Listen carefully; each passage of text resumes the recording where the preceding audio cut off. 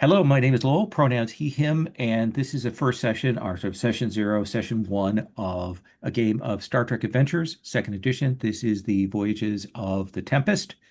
This is original series era game that's running through this month and next. And we are playing, in my mind, a particular time. We'll talk about that. But this is Star Trek adventures. This session is run as part of the Open Hearth Gaming Community, which is an online gaming club slash community that you can find out more about at openhearthgaming.com. And then I should also mention that we have a free online gaming con that's coming up at the first weekend in October. Right now, we're 2 weeks away from signups opening up for events in that. We've almost got, I think, 3 dozen sessions on the calendar, which is pretty solid. So very happy with that. And across a lot of time zones. So you may be going, oh, it must be a US con. They won't have European times or Australian times. But yes, in fact, we do have some of those times for people in those areas. So let me talk through the cats of this. This is Star Trek. We are, in my mind, just after the fifth year of the Enterprise's 5 year voyage. This takes place at a time where we have tensions with the Klingons. They remain high. The Romulans have reappeared, and other species are beginning to be brought into the Federation, and that's causing some growing pains. Uh, in my setup of this, the Organians have just vanished. As you may know from Star Trek lore, the Organians, for a time, were kind of holding the Federation and the Klingons and other species kind of in check, uh, uh, as as appears in a number of the various Star Trek canons and Starfleet canons. The Organians vanished, so they have recently vanished. That has created some tensions. People don't know exactly what that's going to mean in terms of the relationship between the Federation and the Klingons. We are a couple decades out from the big Federation Klingon War that happens pre-Discovery era. So there's a lot of times of uncertainty. What the Federation means, what the Federation as a council, as a polity, as a political institution means, is still kind of being more fully decided. These are the voyages of the Tempest. It is a Constitution class vessel focused on repairs, troubleshooting, problem solving, fix-its. We will be playing with a sort of an aim towards the dramatic. Generally, 2 sessions is a mission. 2 sessions is an episode of the show. Just so you know that like at the end of the first session, that's when we go to the mid-episode commercial break. So that's very much how I picture that. Our touchstones are, of course, the Star Trek original series, and with that, the Star Trek animated series. But Strange New Worlds really informs a lot of the feel and the vibe for me of what it means to be Star Trek in these early days. Uh, uh, with that being said, uh, we can bring in some knowledge of Star Trek, but we are not uh, canon focused.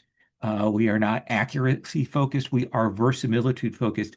If we get something wrong, what's going to happen is the viewers are going to hash it out on the web pages and figure out actually, well, if we do this, we're going to figure it out. So anything that happens in that way, we always figure that we're throwing it to the audience to figure it out, to have some arguments and to tell us where we got it wrong. So just keep that in mind, that the message boards will be our solution to all problems.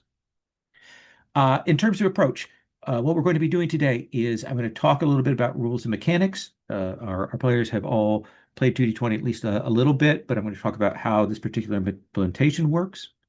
Then we're going to talk a little bit about the palette. We've only got 8 sessions, but I do want to give us all a chance to talk about things we'd like to see more of or less of in the course of play. And then we're going to talk about what people have done in terms of characters.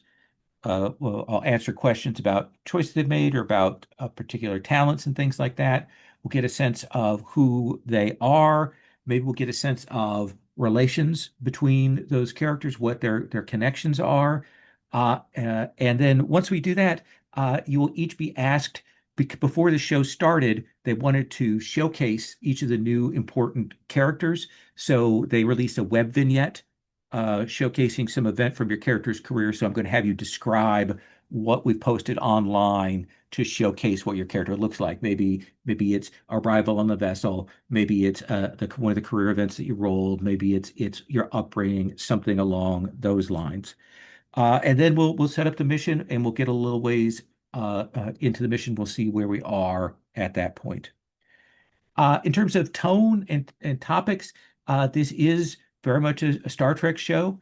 I definitely am leaning into the Strange New Worlds vibe. That is my very much how I feel.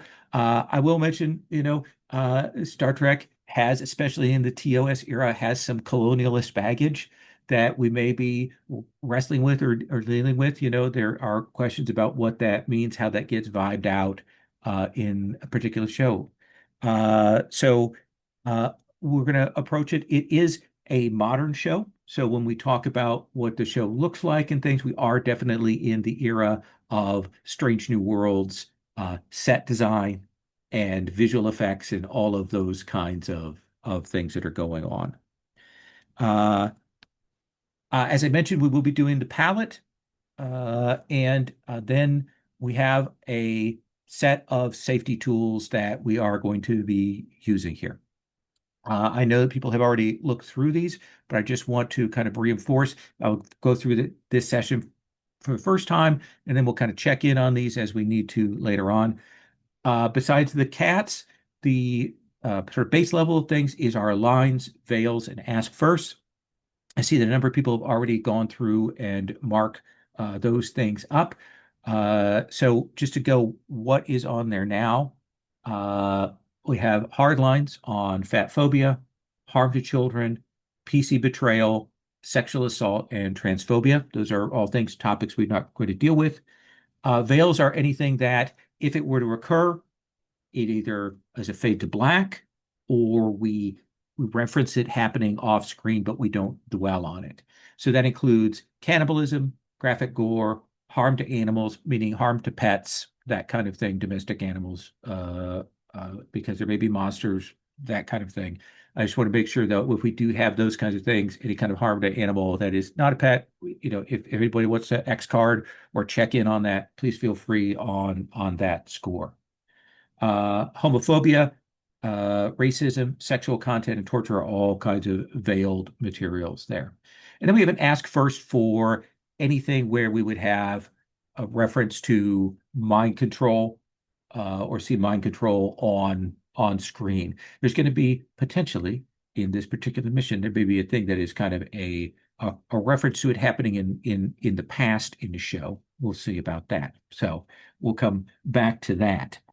But that's our lines, veils, and asterisks. This is a living document, meaning that if you need to add something to it, if you need to adjust it, please feel free to do so as we go through play. I'll try to keep an eye on it to see if we have added anything new to that. Uh, I only mention this because it's kind of off to the immediate uh, right of that is we do have a romance matrix. A romance matrix meaning for your characters, how interested you would be for your character to be involved in a romance plot, subplot, B plot interaction scene with NPCs or with PCs. And or would you rather would you like to have somebody check in first before we kind of go to that kind of thing? Uh, People will usually check in. That's a good play combat, but if you want to just make sure on that, you can say that as well. So that's our sort of second level. Our reactive tool is the X card. You're all familiar with that. I've played with all of you before. The X card is being used to mark out anything that we find objectionable, that we find problematic, that we find wildly off tone. The X card is a good thing to mark out if perhaps we start to head towards a line or a veil that maybe we haven't caught it, maybe we haven't noticed. I often see the X card also as a point of if we need to recalibrate that would maybe start to head towards something. maybe we've kind of strayed from play, the X card is a good thing to kind of have us kind of stop and do that. Verbally, X card is the thing that we will say, or I need to X card that. You can also message me. Uh, I will warn that sometimes if I don't catch it in chat, but you can also do that if you don't feel comfortable saying it, out loud to the table, which is certainly fine. When you X card something, the only question we might ask is like exactly where do we need to cut? How far back do we need to go? You are welcome to explain your choice, why you're invoking a safety tool, why you're using any safety tool, this or something else, but you are not required to. You're not required to defend your decision, to explain your decision, but you are welcome to if that's something you want to do. So that I want to give everybody that freedom on that. And saying that Rich taught me, if something happens a couple times and you're like, I'm okay with that, and then at some point you're like, no, I am no longer okay with that. I've become unokay with that. You can still X card it. Your opportunity to X card something never passes. Uh, and I think it's especially true where you've read a social contract the first couple of times, you're like, oh, okay, I think I can handle that. And then later on, you're like, nope, I've made a terrible mistake. So just remember that that is out there. And that can go as little things as a character's name being similar to a name of someone that you know. That feel free to do that. The last thing is we have an open table policy, which means that should you need to step away for whatever reason, physical, emotional, Amazonial, any of those things, just step away. It'd be great if you could tell us that you're going to be back. It would be helpful, but you don't have to. We understand that things happen and that situations change, that dogs get to chewing things in the next room and you're hearing them and you're like, what is that sound? That is not a sound I've heard before. So you need to go in and check on it. The other related thing to that with the sort of open table policy is if we get done with a session, this session or a later session, and your schedule changes or you realize that this is not really the game that you were hoping for or want at this particular time, you can just write me and tell me, hey, thank you. I don't think I'm going to keep playing. And you know what? I will not hold that against anyone. The only person that I will make fun of for quitting a game in bid session is Rich, because he ducked out on me and left me in a terrible game one time that he made me get into. But other than that, I will not blame anyone for that because we are we are so old and we should not have to play in a game that we're not enjoying. That is very much my absolute belief. I have been trapped in campaigns that I could not figure out a way out of. So open door is really important. So those are all of our safety tools. And again, checking in with me, checking in with the table, all of that is encouraged uh, to talk about things. Uh, Let me talk about rules. I want to just basically go with what I think is the important mechanical things for us to know and have in mind when we do this. And then I want to talk about the palette. So uh, there is in this keeper that has a whole bunch of tabs. There is a rules and actions tab if you ever want to refer to what actions you can do on a turn. We're not going to worry too much about that. But there is almost to the farthest end of all of those tabs. You may have to click over to see it. There is a tab called Making Rolls. I just want to go through this because I want to kind of get you in the mindset when you approach doing something, what that's going to look like. Uh, when you make a test, when you go to do something, you're always going to be rolling 2d20. So that's at base what you're going to be starting with. Any particular test is going to be a combination of an attribute and a department. And I will suggest what I think it is. And if you have a reasonable argument for why it might be something else, you're welcome to do that. Sometimes I'll say yes, and sometimes I will say no. The departments are very, how do I put this? They're nebulous in terms of what they might cover. So I do think that there is a strong place where you can kind of make an argument for different things. I believe that there is on the keeper a mouse over for the thing so you can see kind of what the game says the attributes and departments refer to. So once you do that, once you know that, you're going to have a number, a total of that attribute and the department. Now, the next thing immediately that you want to do, once you know what that test is you want to say to yourself, do I have a focus? Do I have, as one of my six focuses, do I have something that applies to this? And then you can ask me, does this apply to this? And often I'll say yes, and sometimes I'll say no. Why is a focus important? The focus is important for this reason. When you're rolling 2d20, you're looking to roll that number, that attribute plus department, or below. If you do, that counts as a success. If you happen to roll a 1, that's always a critical. And that's 2 successes because we're going to be looking at how many successes you got at the end. If you have a focus and it applies, if you roll your department number or below, in that case, that's a critical. So if you have a 5 on your department and you've got a focus, that means you've got a significant chance of getting that critical. And you can get multiple criticals depending on the number of dice you rolled. So look at the focus, try to get the focus. Now, if at that point you think I really need to do better on this roll, you've got some options. If there is what we call momentum in the pool, you can spend momentum to buy yourself an additional d20 so you can roll 3d20. The first die, the first extra die that you would buy, costs you 1 momentum. The second extra die would cost you another 2 momentum. Don't do it. Only ever buy 1 die. It is never cost efficient to buy more than 1 extra die. You could buy up to 3, but it is almost always just 1 that you want to spend. If there's no momentum in the pool, you'd still have an option to get extra dice. You can give me threat, and don't worry about threat. It's not like I get to.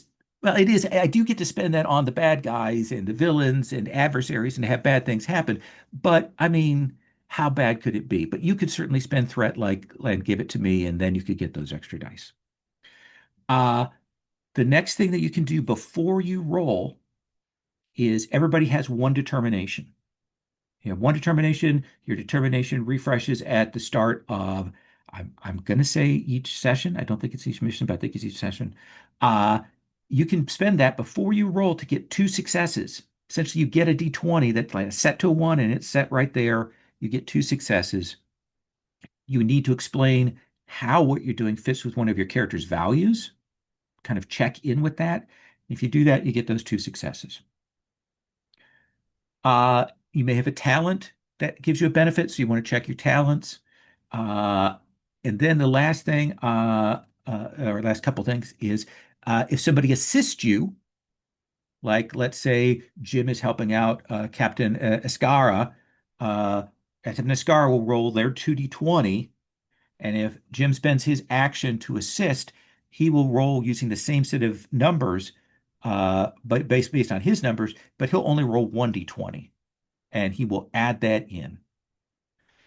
The most common kind of assist action is if you are on your ship,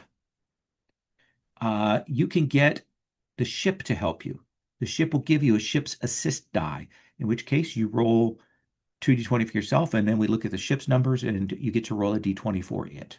So you can only get 1 assist. So the ship or person, that's how we're playing that.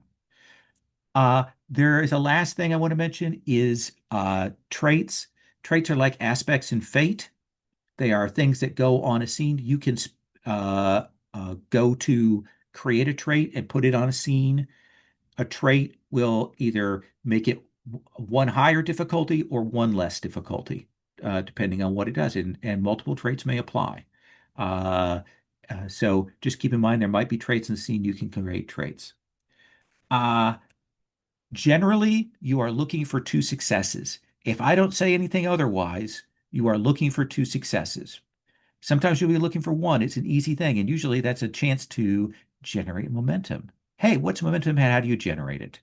If you roll more successes than the difficulty, if you roll 3 successes and it was a difficulty 1, you can use those extra successes to do more, like you're shooting somebody, you want to hit them harder, or you want to find something out. You can spend a momentum to ask a question. Or if you have two momentum, you can use that to create a trait.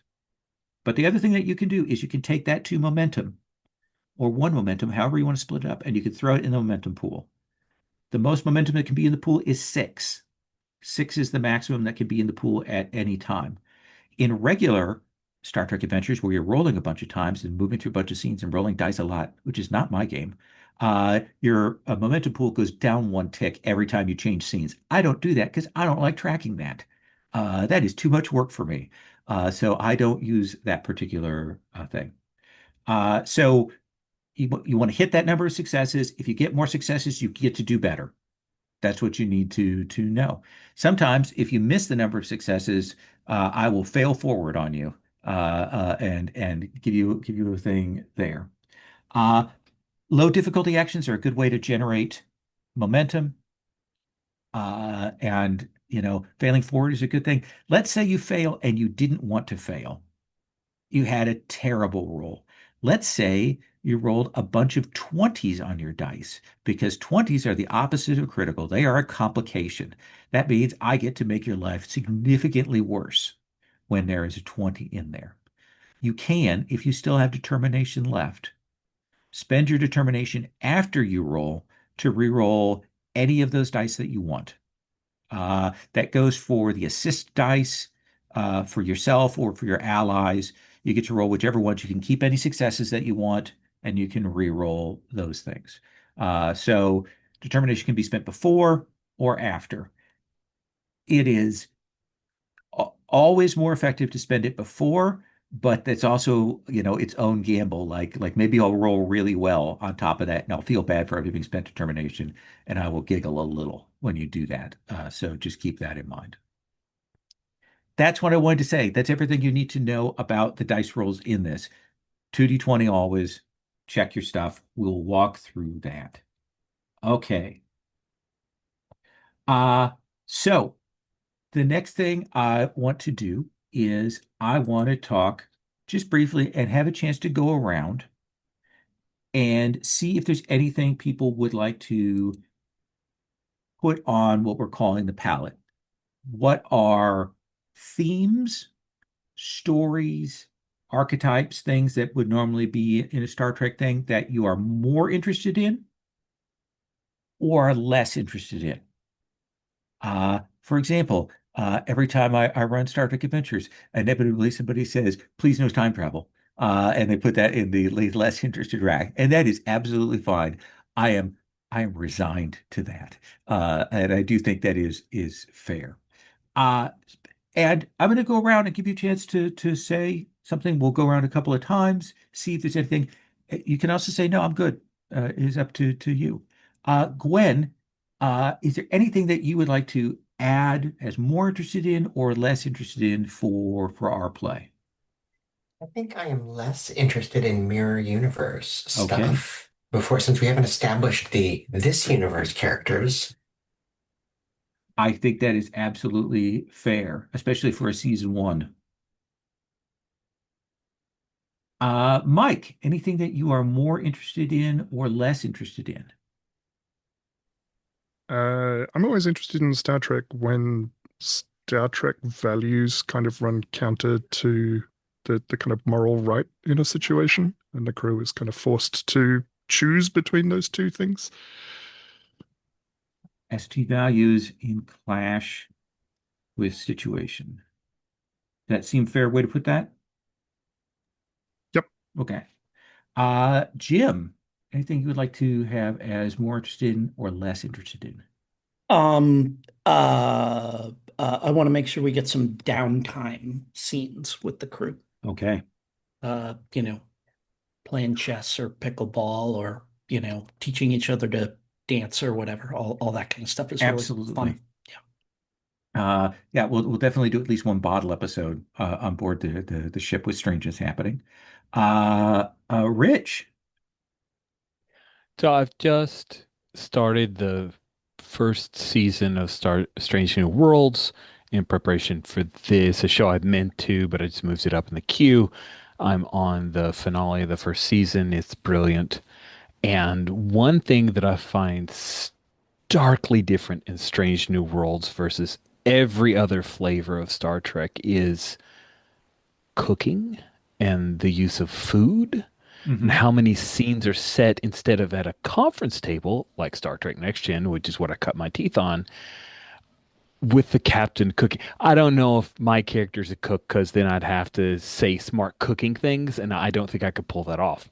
When also trying to figure out the ways to do smart Star Trek things, but um, the act of food being prepared instead of Earl Grey hot sounds super cool to Okay. me.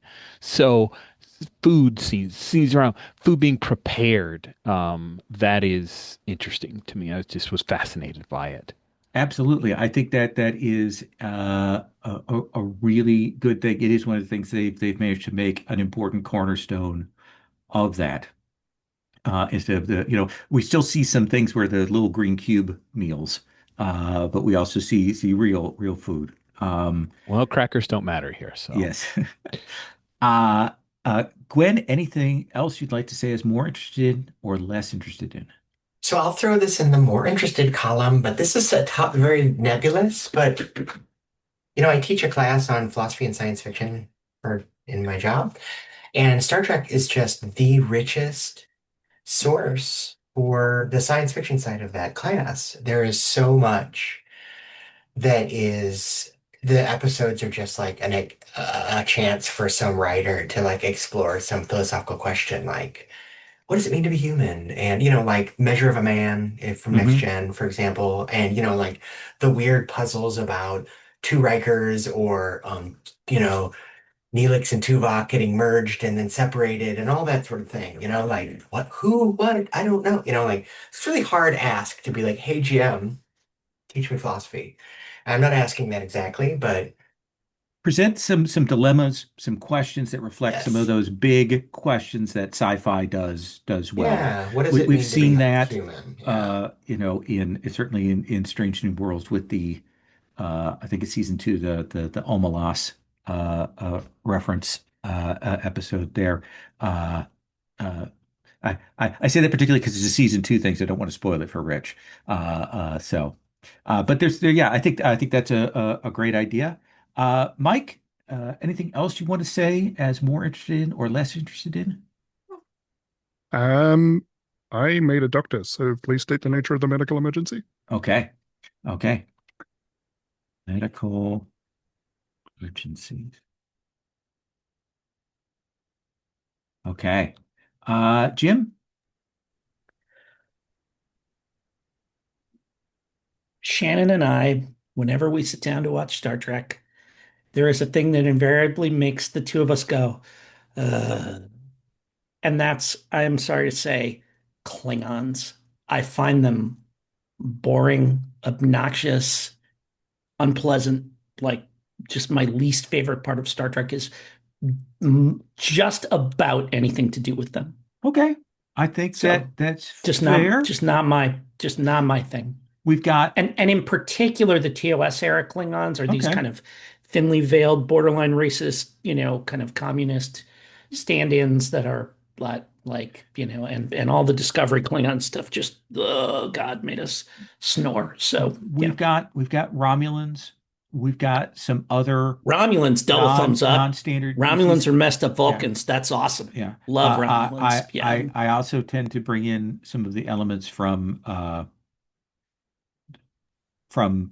Starfleet, from the Zinti, and some other non-standard species. But yeah, we can definitely do that. That gives us The whole Orion criminal empire thing is interesting too. I okay, find that quite fascinating, and they don't, and but the absolutely. Klingons are just so played out for me. Yeah, So sorry. Orions, Romulans, other things. I will say, just for folks, in terms of how I see Strange New Worlds, uh, the Gorns as presented in Strange New Worlds are not necessarily the Gorn, all of the Gorns. I have a very fondness for the Gorn, so I think that there are a couple of different kinds of Gorns that are out there. if I may. But we'll see what we play into. Hashtag not all Gorns. Thank you. Uh, Rich, anything else you want to have in there? Still reeling. I had my yum yucked. I don't know how to feel about this. Of course, I'm next gen Klingon. I Hmm. agree. Original series Klingon Yeah. problematic. Also didn't really like the Discovery Klingons, so I guess No. that's like 1 out of 3. But anyway, um, I am less interested in are androids human? Okay. Got a lot of that. Have enough. That cup is full. Absolutely. I think that is fair to. I'm also going to misspell androids 5 different ways when I type it in there. It's going to be a delight. So, uh, I'm going to go one more time around just to check in. Gwen, anything else you want to add to the ad or ban? Um, I don't know. No, I'm good. No Harvey Okay. Mudd. All right. All right. Uh, no mud? Did you say that? I did. Okay.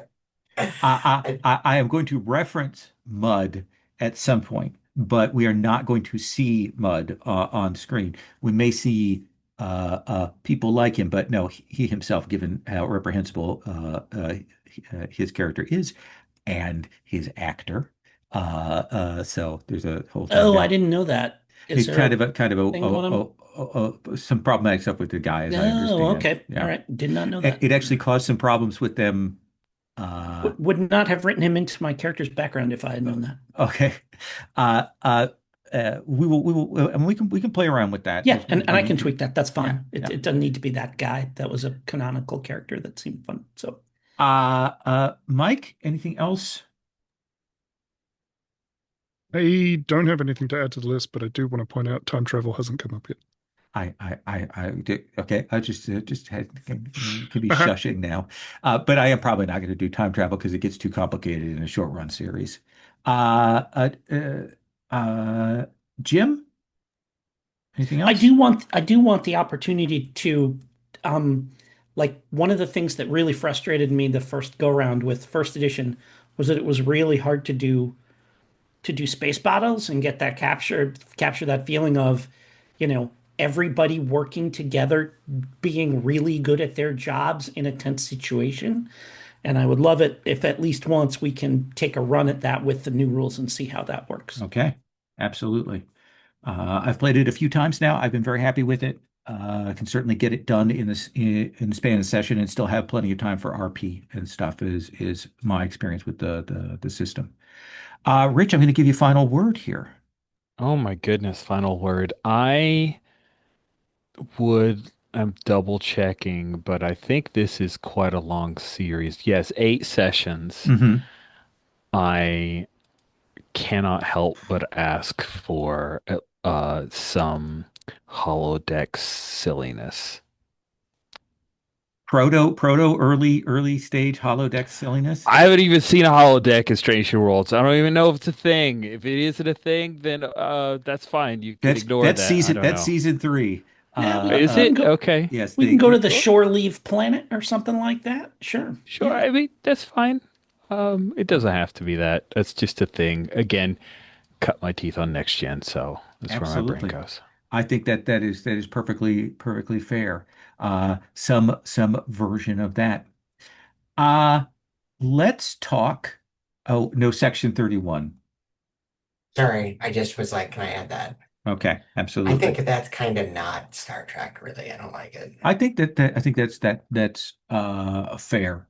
Uh I just watched the commercials and said, "Wow, no." that does not look good. Yeah. Uh let's talk about characters now. I want to go around. People have made up some basic their characters. I want to go and get the pitch for your character. I want to tell us kind of what they've chosen, maybe a little bit of sense about their upbringing and so on. What you've got is your career events. I think that's a important thing to have in there. One of the things I do want to mention, this is a kind of the secret sauce for Star Trek Adventures, as we've played it, and it varies from campaign to campaign. There is a thing on the ship called supporting characters. Basically, if the group splits and we've got a couple people on the ship and a couple people go down, you can, when you do that, if you're not with that team, you can make a supporting character. We put them in the book. They actually have a space for it on the ship sheet. You choose the stats for it. They start out very basic, like if they get shot, they fall down immediately, but they can get better. Every time they appear on screen, they're going to get better. They're going to get an advancement. And that's how we build up the crew over time is we have these secondary characters. So at any time, if you're like, oh, well, I feel like I have to go just because that's where the play is going, don't have to do that. You can choose to take your little rookie down with you on that, and that allows us to build up our sense of the crew. And once a supporting character is in there, it can be played by anyone. It could be picked up by anyone after that.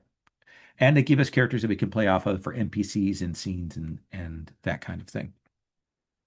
So I am going to work my way across our character keeper here in the order from our left to right. So Jim, uh, tell us about who you are going to be.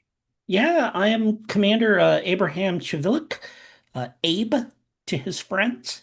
Um, my mother was in, my mother is Andorian, and my father is human.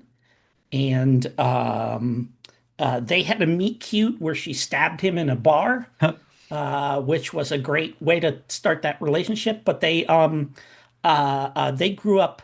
Their job was working in a dilithium refining processing plant. They're basically, they're the equivalent of like, they're Federation blue collar workers, basically. This is one of the things about, it's like post scarcity, except for this fuel we use to run our starships, right? Once we have that, it's post scarcity. And so I grew up in this, kind of dilithium refining facility, kind of learning to get along with all different kinds of people and meeting all these, kind of merchant ships that would come by and stuff like this. And, joining, like getting into Starfleet Academy was essentially my ticket to, to get off of that world and to, and they encouraged me to do so. And they're like, we don't want you, working a smelter for the rest of your life either, kind of thing like that. So kind of like, the like coal miner's kid who went to Hmm. college sort of thing is what I've got going on. And so I've become yeah, so I've got, I guess, to just kind of go down the list.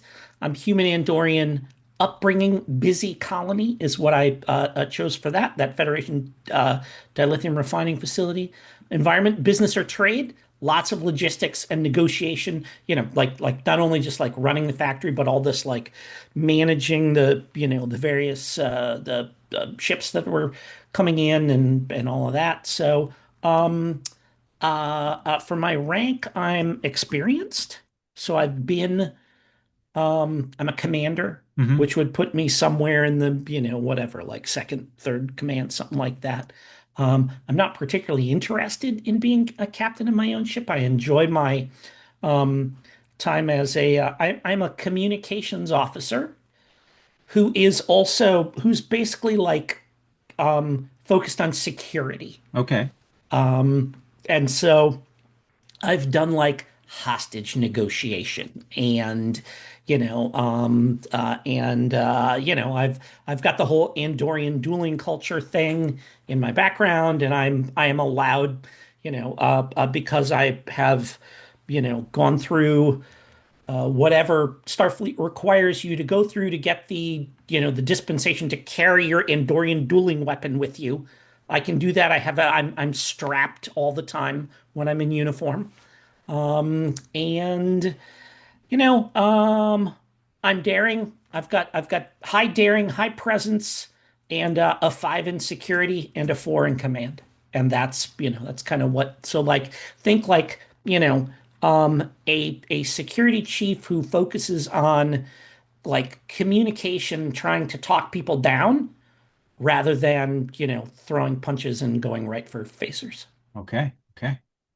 And one thing I do want to mention to everybody is you will have a chance to move points around or choose different talents as we go on. I want to give everybody opportunity to do that, especially once you kind of see what the table has. Uh, got a number of social talents. I see that. A good set, a nice variation of the your focuses. Uh, tell me about this first contact that you were part of. Yeah, so you're gonna laugh because this like I'm sure this lodged in my brain because I was listening to you on a podcast the other day. And so we made first contact with this massive interstellar like sublight colony ship that like the genets that had so many generations born and die on it that they basically forgot that they were on a colony ship and they couldn't figure like it was all magic to them and all that kind of stuff.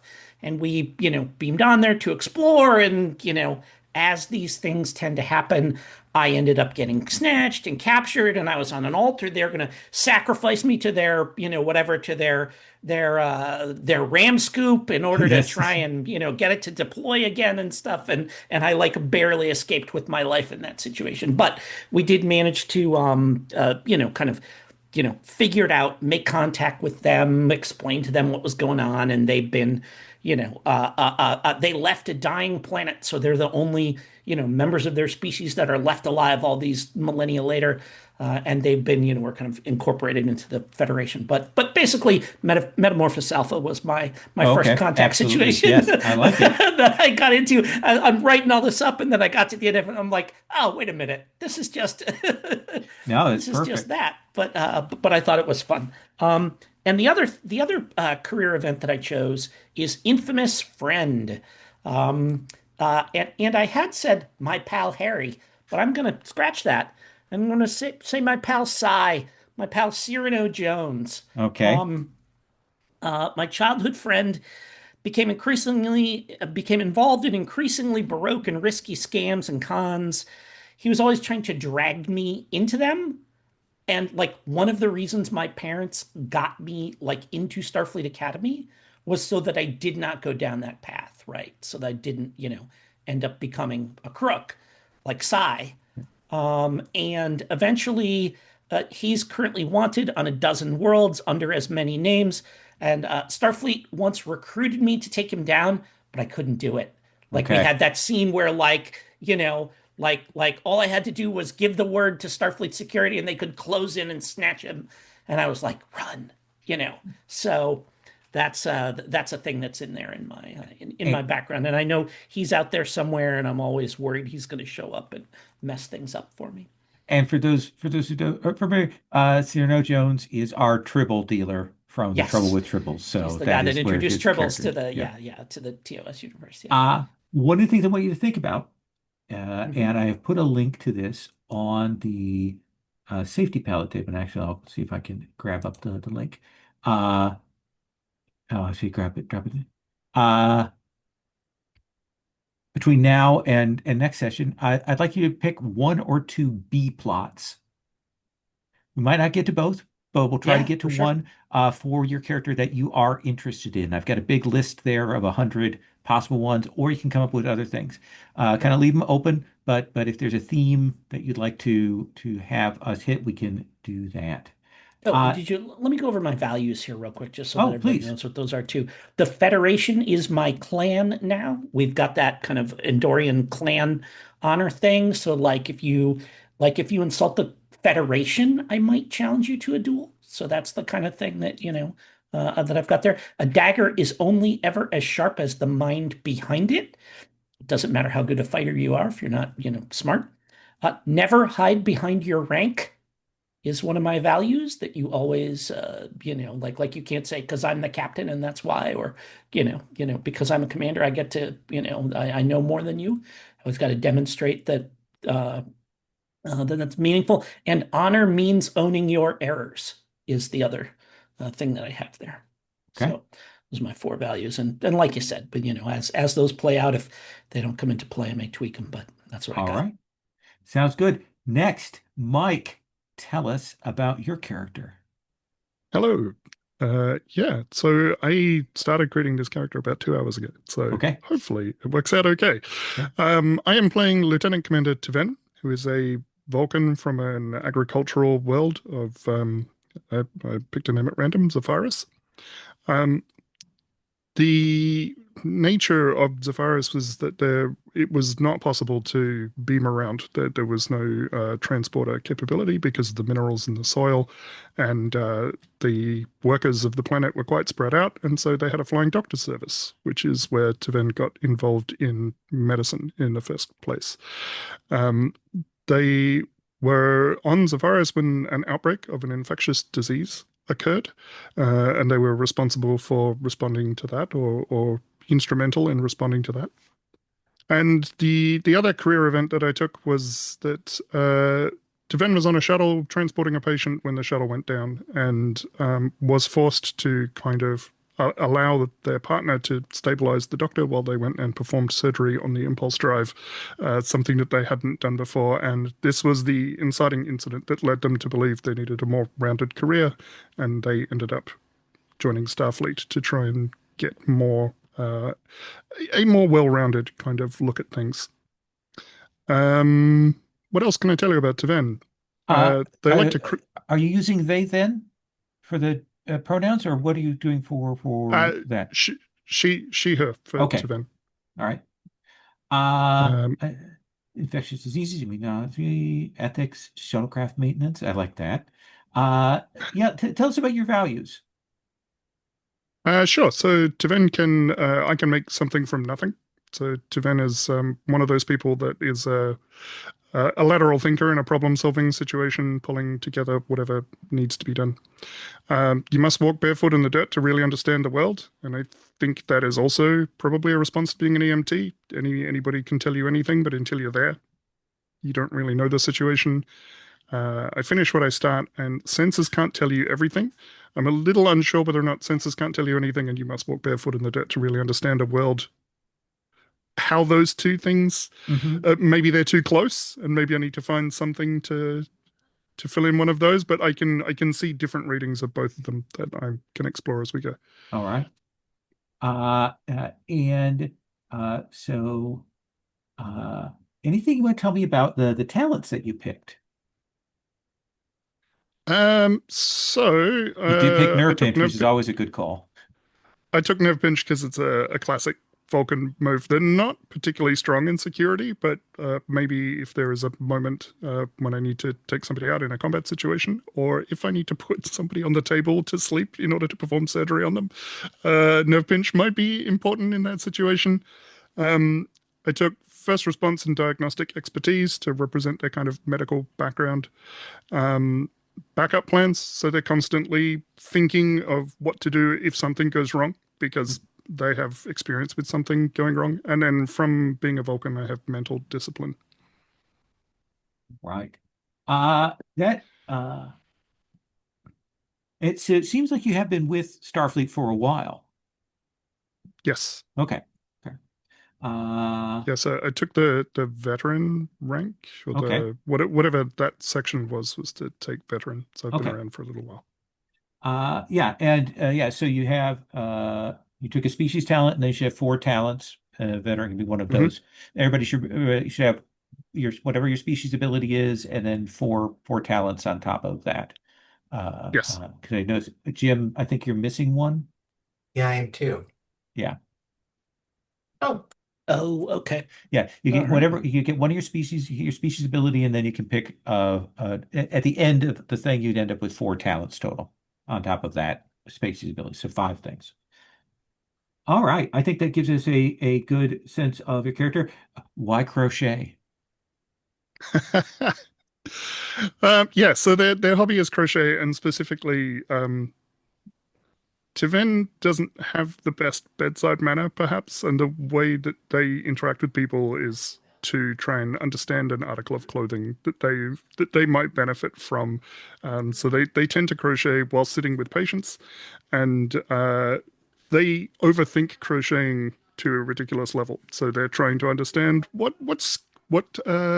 is this person's skin tone and their eye color, and what colors can they pick to try and emphasize those things, or to potentially cover up what they perceive as flaws in the other person.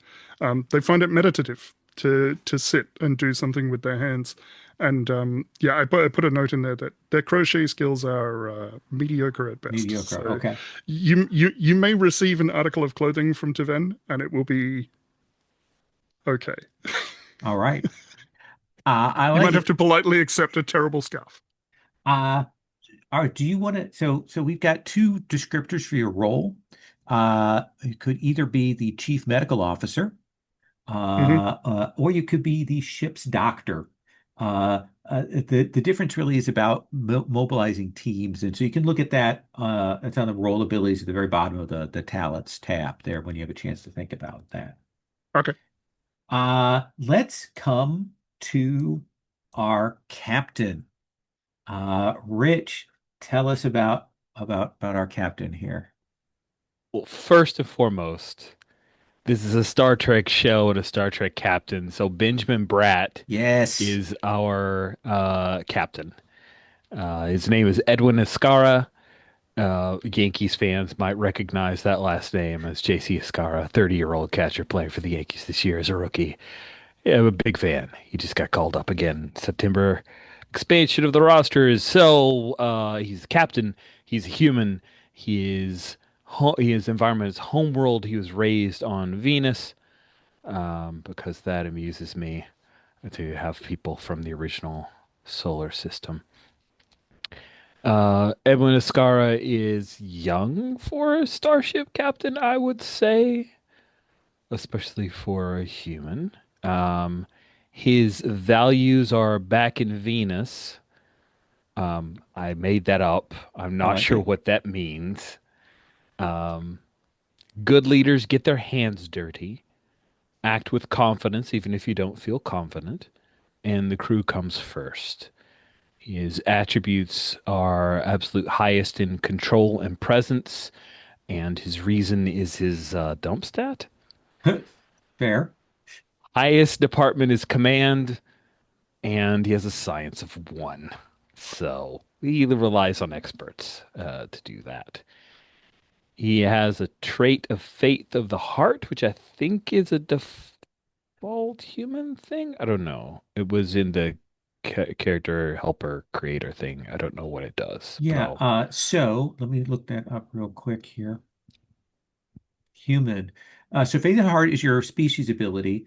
When you use one of your values to spend or gain determination, like if you challenge your value to get determination or you spend it, you get to always add a momentum to the group pool. That is on the species talents plus tab. It's all Thank the you. way at the bottom of the first column. Perfect. Thank you very much. His foci are composure, negotiation, team dynamics, Starfleet protocols, and cultural studies, as well as something action or combat related that I will look up later Okay. amongst the many foci available. His career events were uh, first contact. I'm imagining that something relying on his daring. So perhaps there was a culture of newly warp capable people where they had ritualized displays of like flame and fire dancing and trials by ordeal, and they thought that the arrival of the um the this Star Trek group in the first contact was a challenge, and rather than backing down, Ascara decided to accept their challenge and took on a trial by ordeal with flame and agility, and he pulled it off. So the act of courage, reframe Starfleet not as enemies who encroached, but as allies who respect their traditions. Negotiating the treaty, that one I'm still kind of pondering on. But one option was negotiating with a merchant house occupying some trade routes, Hmm. and they expected the Federation would undercut their guild monopolies. So he negotiated a suggestion of sharing some replicator technology under very controlled licensing in order to open up the trade corridors. So it was a risky concession, but worked out so far. Uh, do you think that is this your first command? A Yes, constant, yeah, okay, absolutely. First okay, command. yeah. So you're probably one of the youngest, you know, captains, especially for a Constitution class ship. Even though it isn't, the flagship of the fleet, these are some of the most important uh, people in the Federation. Um, your hobbies are baseball. I'm I know it's this ancient sport. Let me tell you about absolutely. it. I think that makes sense. You got some good talents there that help out. Uh, Also at the bottom of the talents page, you can find there is a commanding officer role ability. There's a benefit there that you can get. Thank you. Uh, Do I just add that Yep, or you just add that you're okay? commanding officer, so you will, when you spend determination to grant any other player, you can communicate one determination. You may spend There it determination to is. give somebody else determination. Essentially, you can pass that on, which is not usually a thing that you can do. Cool. All right. Last but not least, Gwen, tell us about your character. All right, I am playing Lieutenant Nara Vex, a Trill who has joined. Now, she grew up on the home world, also named Trill, and Nara, the host of the symbiote, was a brilliant mathematician and scientist, and because of that, the Trill symbiote. What's the other name? The name I can't remember the right word. It's the one's a host, the one's a symbiote. Is that the language, the Yeah, terminology? yeah, Yeah, I think the so. symbiote. So the symbiote Vex chose Nara, in part because they are such a contrast.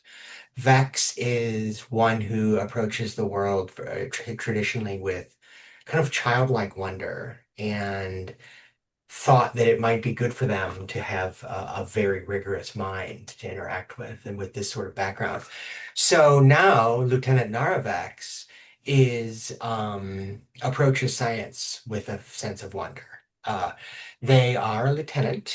She is a lieutenant. She is known for having invented and being one of the inventors of the Schrodinger filter, which is my favorite bit of Star Trek nonsense jargon to explain how it is that teleporters can compensate for the I don't know, like the quantum physical unknowability of the exact information you'd need to know about every particle if you're going to successfully transport people. So there's a Schrodinger filter which adjusts for that. And so I just said she refined those things early in her career. And that was a big feather in her cap, so to speak. In fact, maybe it was Nara that did that before the joining Hmm. that drew Vex's attention. After that, once they were a junior officer, maybe an ensign or something, or lieutenant junior grade, there was an engineering emergency, and it was through careful deduction and kind of experimental exploration that Lieutenant Naravax discovered there was this kind of like design flaw in the seals around the warp core. And so that was their other big career event. They're on the science track. As you can see, they are very kind of skewed towards reason and science and engineering, though they do have some medical background. And They are also quite good with their hands, so they can do very careful repairs and such, so and so. Their focuses are physics, computers, quantum mechanics, warp field dynamics, xenobiology, and engineering troubleshooting. Okay. So I realized we didn't have a science officer or an engineering officer, so I thought, well, a little of both. My Good. values are wonder is the seed of knowledge, and I realized just now that like these are kind of duplicate. The universe is filled with wondrous complexity, so I'm going to change that one to Okay. something else. But wonder is the seed of knowledge, a good mystery is irresistible, and in every grain of sand, a universe. Mm. So she's detail oriented. As you can see, her talents are joined. She's a joined drill, testing a theory and theory into practice, which is kind of practical science applications. Did the reading, so she's the kind of she may well actually some of you, especially if you rely on others for science. She will throw jargon at you. And Okay. rapid hypothesis. She's good on her feet. That's how she solved the engineering crisis. I have no idea. You know, these talents are like highly mechanically focused. And so it's kind of like, oh, we'll see how it looks like in play. I think those will work. Rapid And hypothesis is great though, because it is a passive, hey, I get to ask a question when we get into right. a scene. So that's always nice. I always thought those are better than like once a sessions or Hmm. once a campaign or something. You're like, eh. Yeah. But her hobbies are, and this is clearly Vex coming out from inside, is she likes to learn the dance styles of different cultures and planets and alien species she encounters. I thought originally after the talk earlier of going with cuisines. Hmm. What do you I mean, I don't know. What do you think? Cuisines, art, dance. She needs a humanity in there to balance to I like represent her that. symbiote. You want to see dancing or do you want to see cooking? Well, one of the things, of course, you have the advantage that as a trill, you do get to add new focuses all the time, so you can have all of that. Okay. So I think that's certainly fair. Um, I'm gonna do cooking just because. Let's say cooking. That'd be more. I know a little bit about cooking, so I can pretend I can fake the talk a little bit. I'm no uh, expert, but I can do it. I can so do it about as well as I can do it Star Trek jargon. uh, and this is time TOS probably don't have that many trill Mhm. in Starfleet, so that's really cool. Kind of the start of uh, that. I like that you're kind of overlapping the science and engineering there. Um, da, da, da, da, da, da. No, that looks good. Awesome. Uh, uh, so uh, what I want to do now is I want to give you all a chance to give me a descriptor of a vignette, your character. As I said, before the show started, uh, uh, they produced brief like YouTube videos showing a moment from your character's past to be the kind of introductory thing. So as the preview for that. I just want you to give me like a quick descriptor of a scene that we would have seen online before we watched the show that would have told us something about your character. It could be, a moment from your character's upbringing. It could be on and you don't have to explain much about it. It's just like, what do we see? Maybe it is a moment from your character's career. So Jim, they know this new Star Trek Tempest show is coming on. There's a preview video that's our introduction to Commander Chivilik. How am I saying that? Chivilic. Yeah, Chivilik. Chivilic. Yep. Okay. Yep. What do we see when we go to watch that online? I think w when we go to watch that online, uh, uh, we see, uh, like it's, we've got the thing where it's like it's the bridge, but the like, the red alert lights are on, but there's no, and like panels are spewing sparks and stuff like that, right?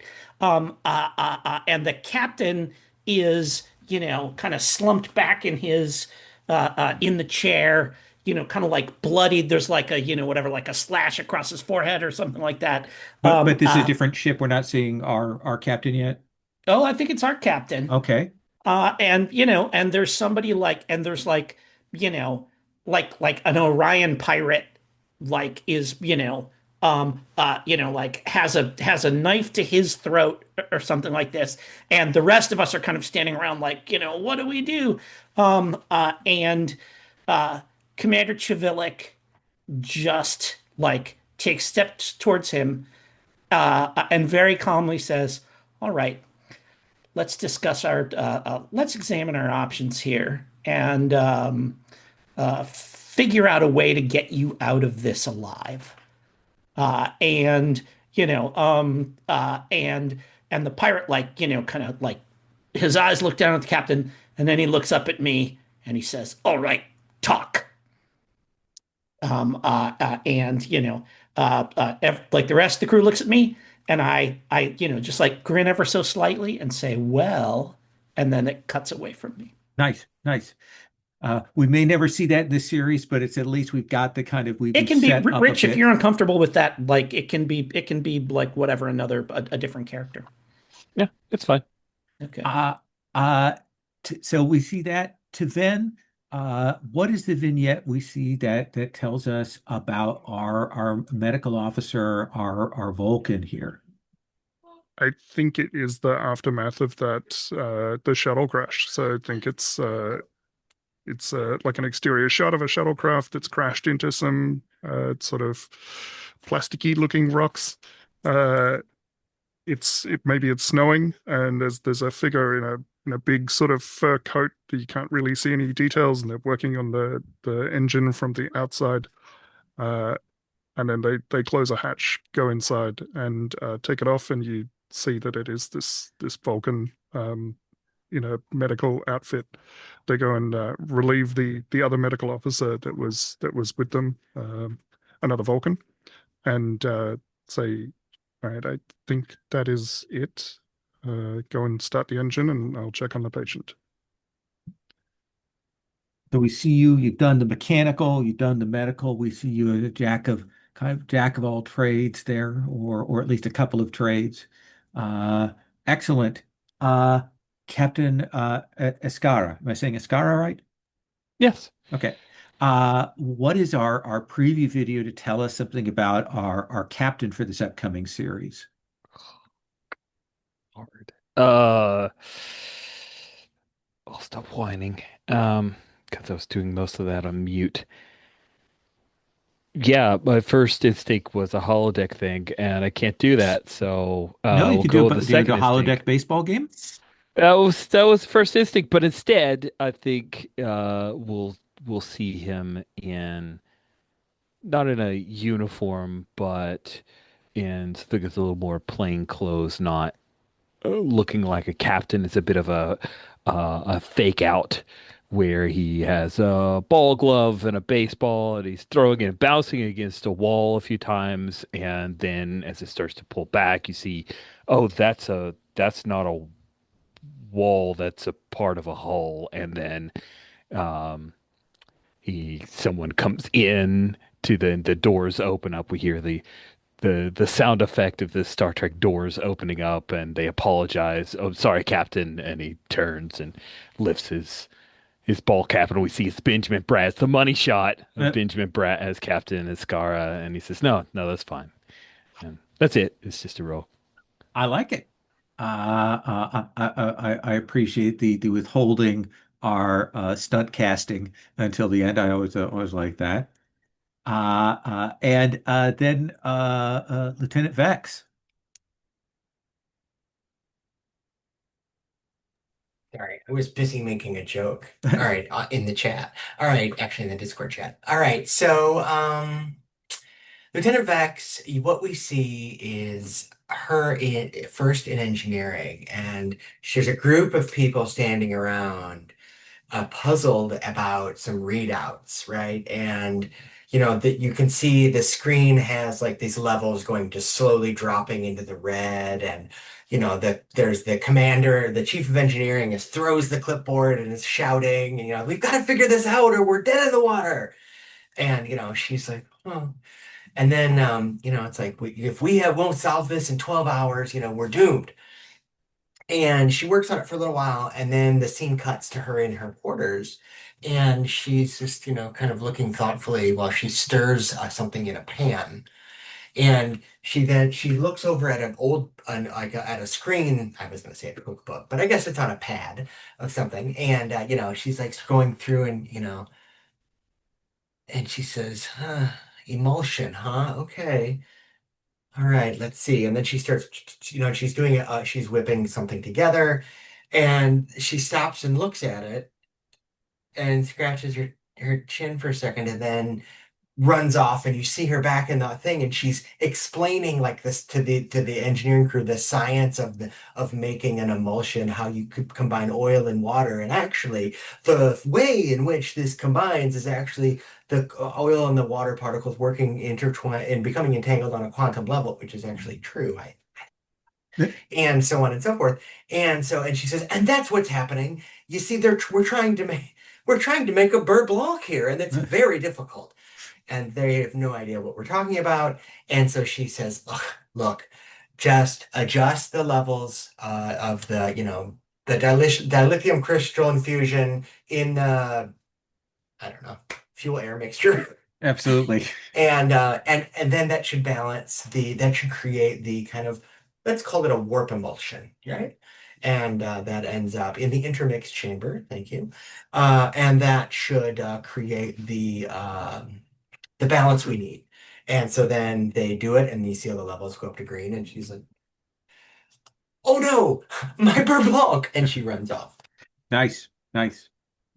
I will also get a tab. There is a Technobabble generator tab. I will have one of those in there for folks. It's always useful. Uh, so here's what we're gonna do. We're gonna take our break. And when we come back, we're going to talk a little bit about what the visuals and things maybe are of our particular ship, and then we're going to set up a first mission. I have a captain's log that I'm going to submit to Rich at that point, and we will get to playing, kind of setting up this first story. So let's take till the midway, so 30 minutes after, and then we'll continue on.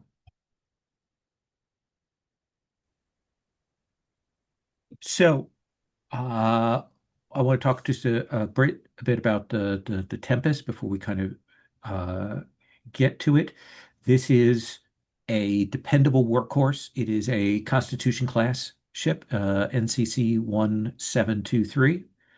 Uh, it has a support profile, which essentially one of the things when you build ships in Star Trek Adventures, kind of choose a frame and then you choose a mission profile.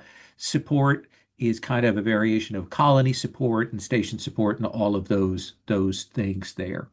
Uh, it has a higher powered tractor beam than normal, improved impulse drive. You have modular laboratories, which basically means that if you want to come up with a specialty laboratory to do something, it's the momentum cost is zero effectively. Uh, it has a rugged design, so it's easier to repair a breach. And apparently, I didn't know this, the Constitution class ships have saucer separation. But I don't think they have saucer separation and return. I think it's a one-way saucer separation, is my understanding with the older model ship. Yes, I sir. like to add to the palette, the palette interested in saucer separation. Saucer separation. Okay. Especially since it's got to happen in the last couple episodes, Absolutely. because we We're can't going to do it in the rejoin. middle so we can have the Yeah, NCC 1723B. 23. that's right. Uh, so uh we we take up like as we do with classic Star Trek, we already have our crew on board the ship. They've been here for a while, and I think we're going to see the bridge there.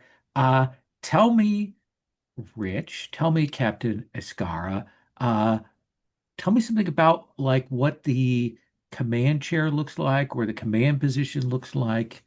that is there a different color palette on this ship? Is there anything that we notable? Is the are we a little more towards next gen that maybe we've got that little more leather couch, or we still got the more rugged design? Like what are we seeing here? What have the set decorators done to go, this is a different ship?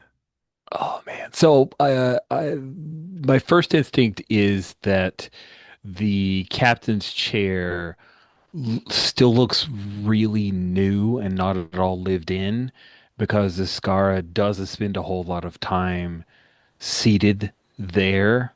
He often will just launch himself up and walk around the bridge and look over people's shoulders and have face-to-face conversations with them. But what is something that is unique? Gosh, that is, Rich is tempted to have some baseball stupidness in, but I think I'll resist that temptation. Why not? Go for it. It's a Give series. in to the temptation.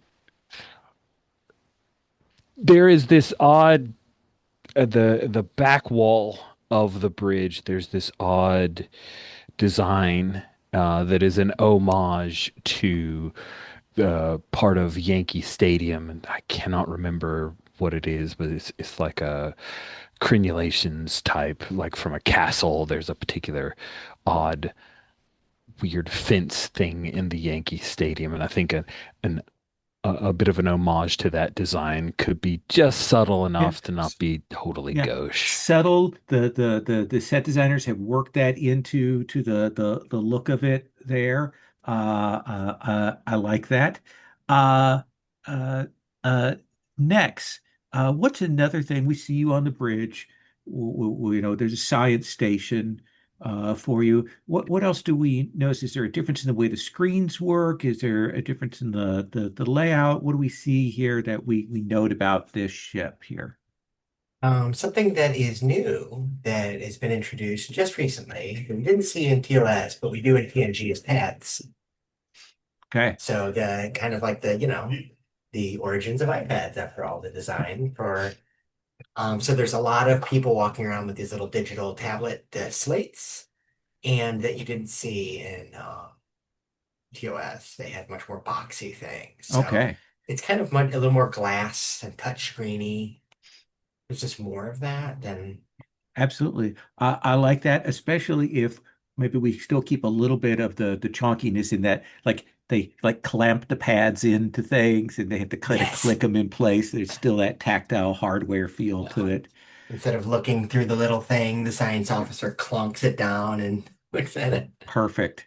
And Chivilic, what is the sort of comm station look like? Um, it's got the I was always a fan of the little thing that Uhura had in her ear, Hmm. whatever like Bluetooth piece. Um, but uh Chivilic doesn't have that, but he's got something that clips onto his antennae. It's Oh, like kind of little cuffs around each of the antennae that are clearly sending signals that are, beyond the range of what he would normally take in from the antennae. And there's screens in front of him that are just scrolling stuff in multiple languages.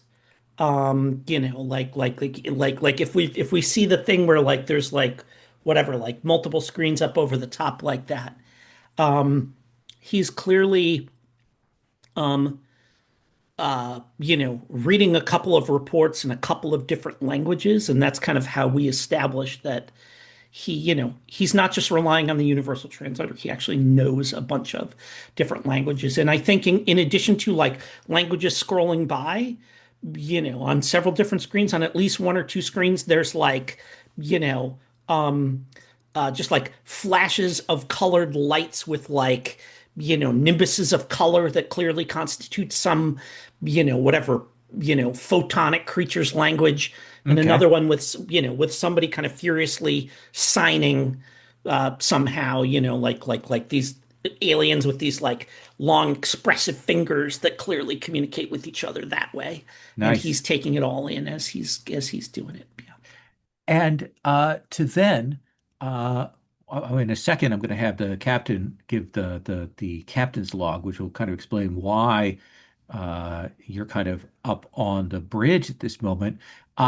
What do we see about your sort of new wave sci-fi doctor's kit that you've got? Is it just a tricorder? Is it some other stuff like what do you have with you? What do we see about that? I think there is a tricorder, but there's definitely like an old school medicine bag. Okay. The ones that kind of fold open, and it is filled with a collection of more archaic pieces of equipment, things that don't require electronics, things that are reliable and don't break.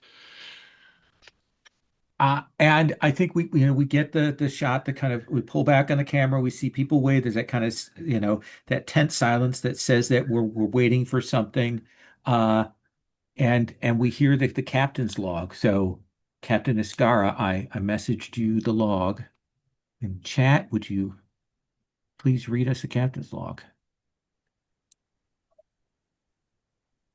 When did you message me the log in chat? A little bit ago. Oh crap. I did not. Oh, they represent it different. Oh, I'm sorry. It's Oh like a yeah, no, different icon actually now. I just realized that they have it now because they used to just clump them together in the same chat feed. They have Yeah, the it's two like different a chat little things. bubble with it. That's an improvement. I just did not Yes, know. I didn't either. There's no number after the dot. Okay. All No, right, here we go. by the way, and so actually, Rich hits a good point. We will be using the same star date for everything because I'm not going to calculate out the star dates for anything. So that we I just this don't is our know what they default. mean. I I don't just know they're either. usually a number after. Captain's log, stardate 2272. We've received a distress call from Rikyu, an independent Neo-Saurian colony beyond the Federation border. Planetary Governor Tiramusha is requesting assistance with a natural disaster endangering the planet's cities, although she was vague on the specifics of the threat. The Saurians are famously self-reliant, so it could be that the governor was embarrassed to ask for help, but I got the impression that she didn't think we would believe her if she told us more. Nonetheless, the governor made it quite clear that the lives of over 8 million colonists are at stake, so we are obligated to respond. Yet the Saurians are such a strong, adaptable people that it's hard to imagine what could be too much for them to handle. And I think we see the ship, the Tempest, coming into orbit around a planet. We can see it's a Class M planet. We're coming into close orbit. It's a smaller, what they call a Type K dwarf star. It's has a relatively dim light. You will all know the saurians of the various species of them are fairly sensitive to light.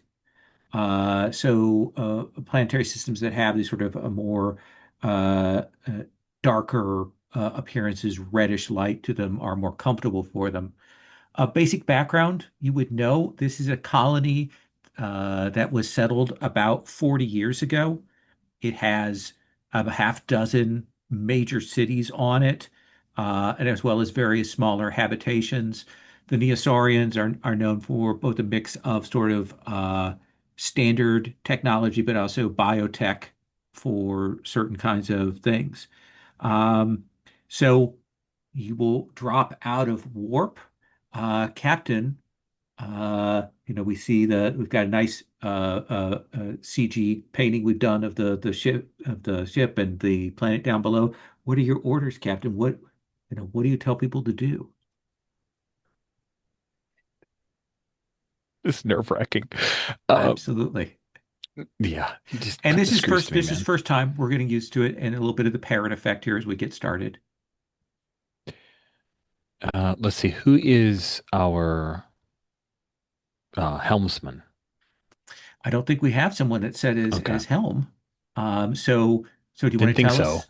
Do you want to tell us who the helmsman is, what species or whatever, and then we'll move Oh on to the next man. person? You can. Well, we've got three aliens as PCs, so they need to stand out. So it's going to be a human helmsman. Okay.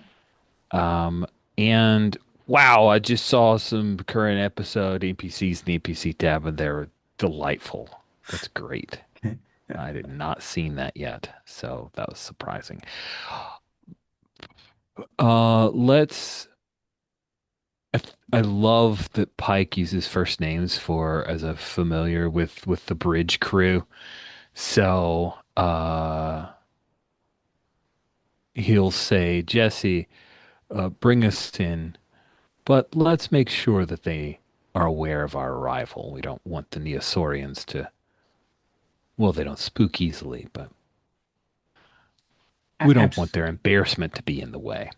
Absolutely. And you should feel free to find a picture for Jesse at some point, or I can fill it in. But I think you give the orders to the helm to bring them in close. Let's go to our science officer. So I think that you're probably the next up on the list here. What are you doing, Lieutenant Vex? I think I'm reviewing the sensor data and trying to establish a theory about what it is we're going to be encountering and explaining. But I really just need more information so far. Absolutely. So this is going to be a reason plus science task with the difficulty of two.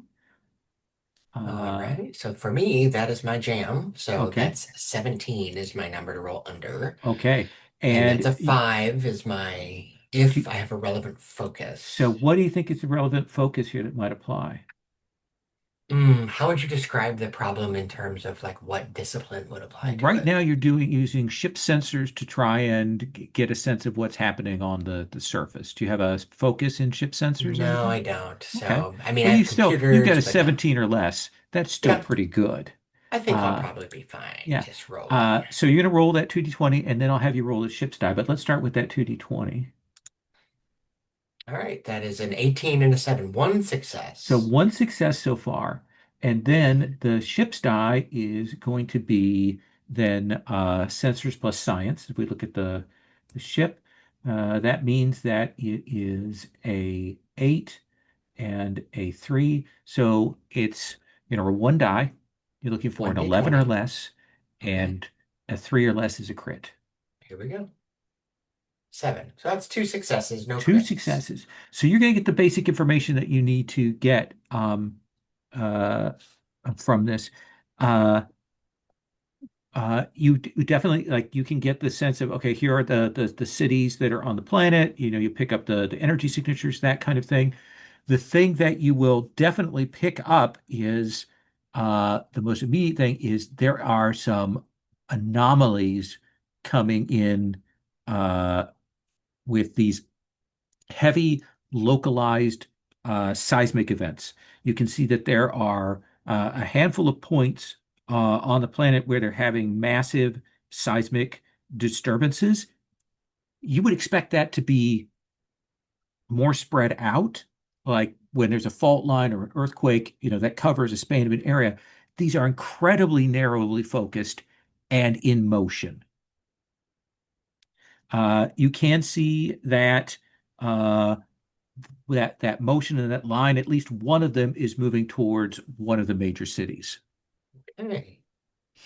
So I report this. I say, Captain, Science Officer, Lieutenant Naravex reporting.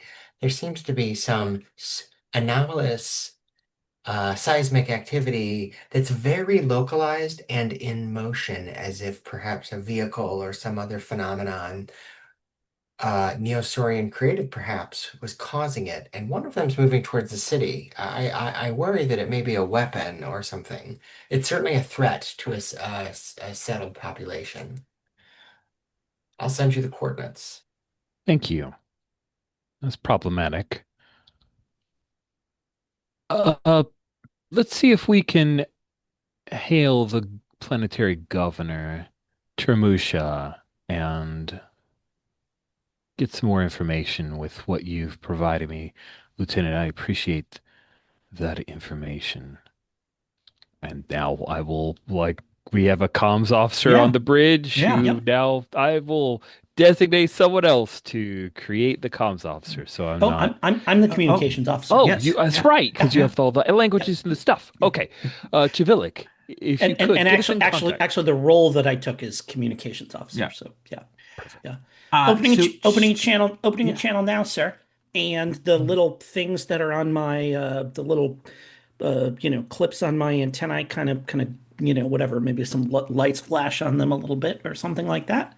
Mhm. Um So and I will attempt to, yeah. and we'll see who's home. There's chaos right now going on. You can tell that they have a planetary communication network, but there's clearly some kind of massive crisis going on.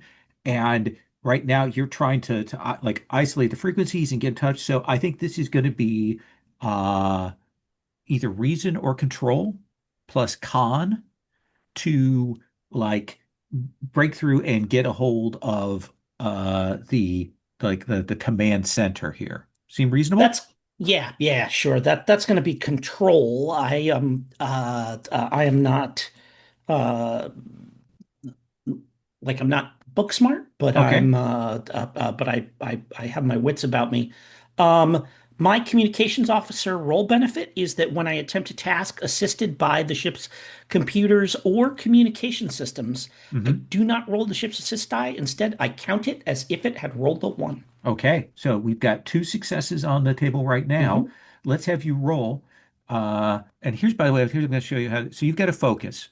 Yep. So right now you're rolling your control plus con, so that's a 12, and your con is 3. So the way you're going to hear me express this is 12/3, meaning a 12 or Sure. less and a 3 or less is a crit.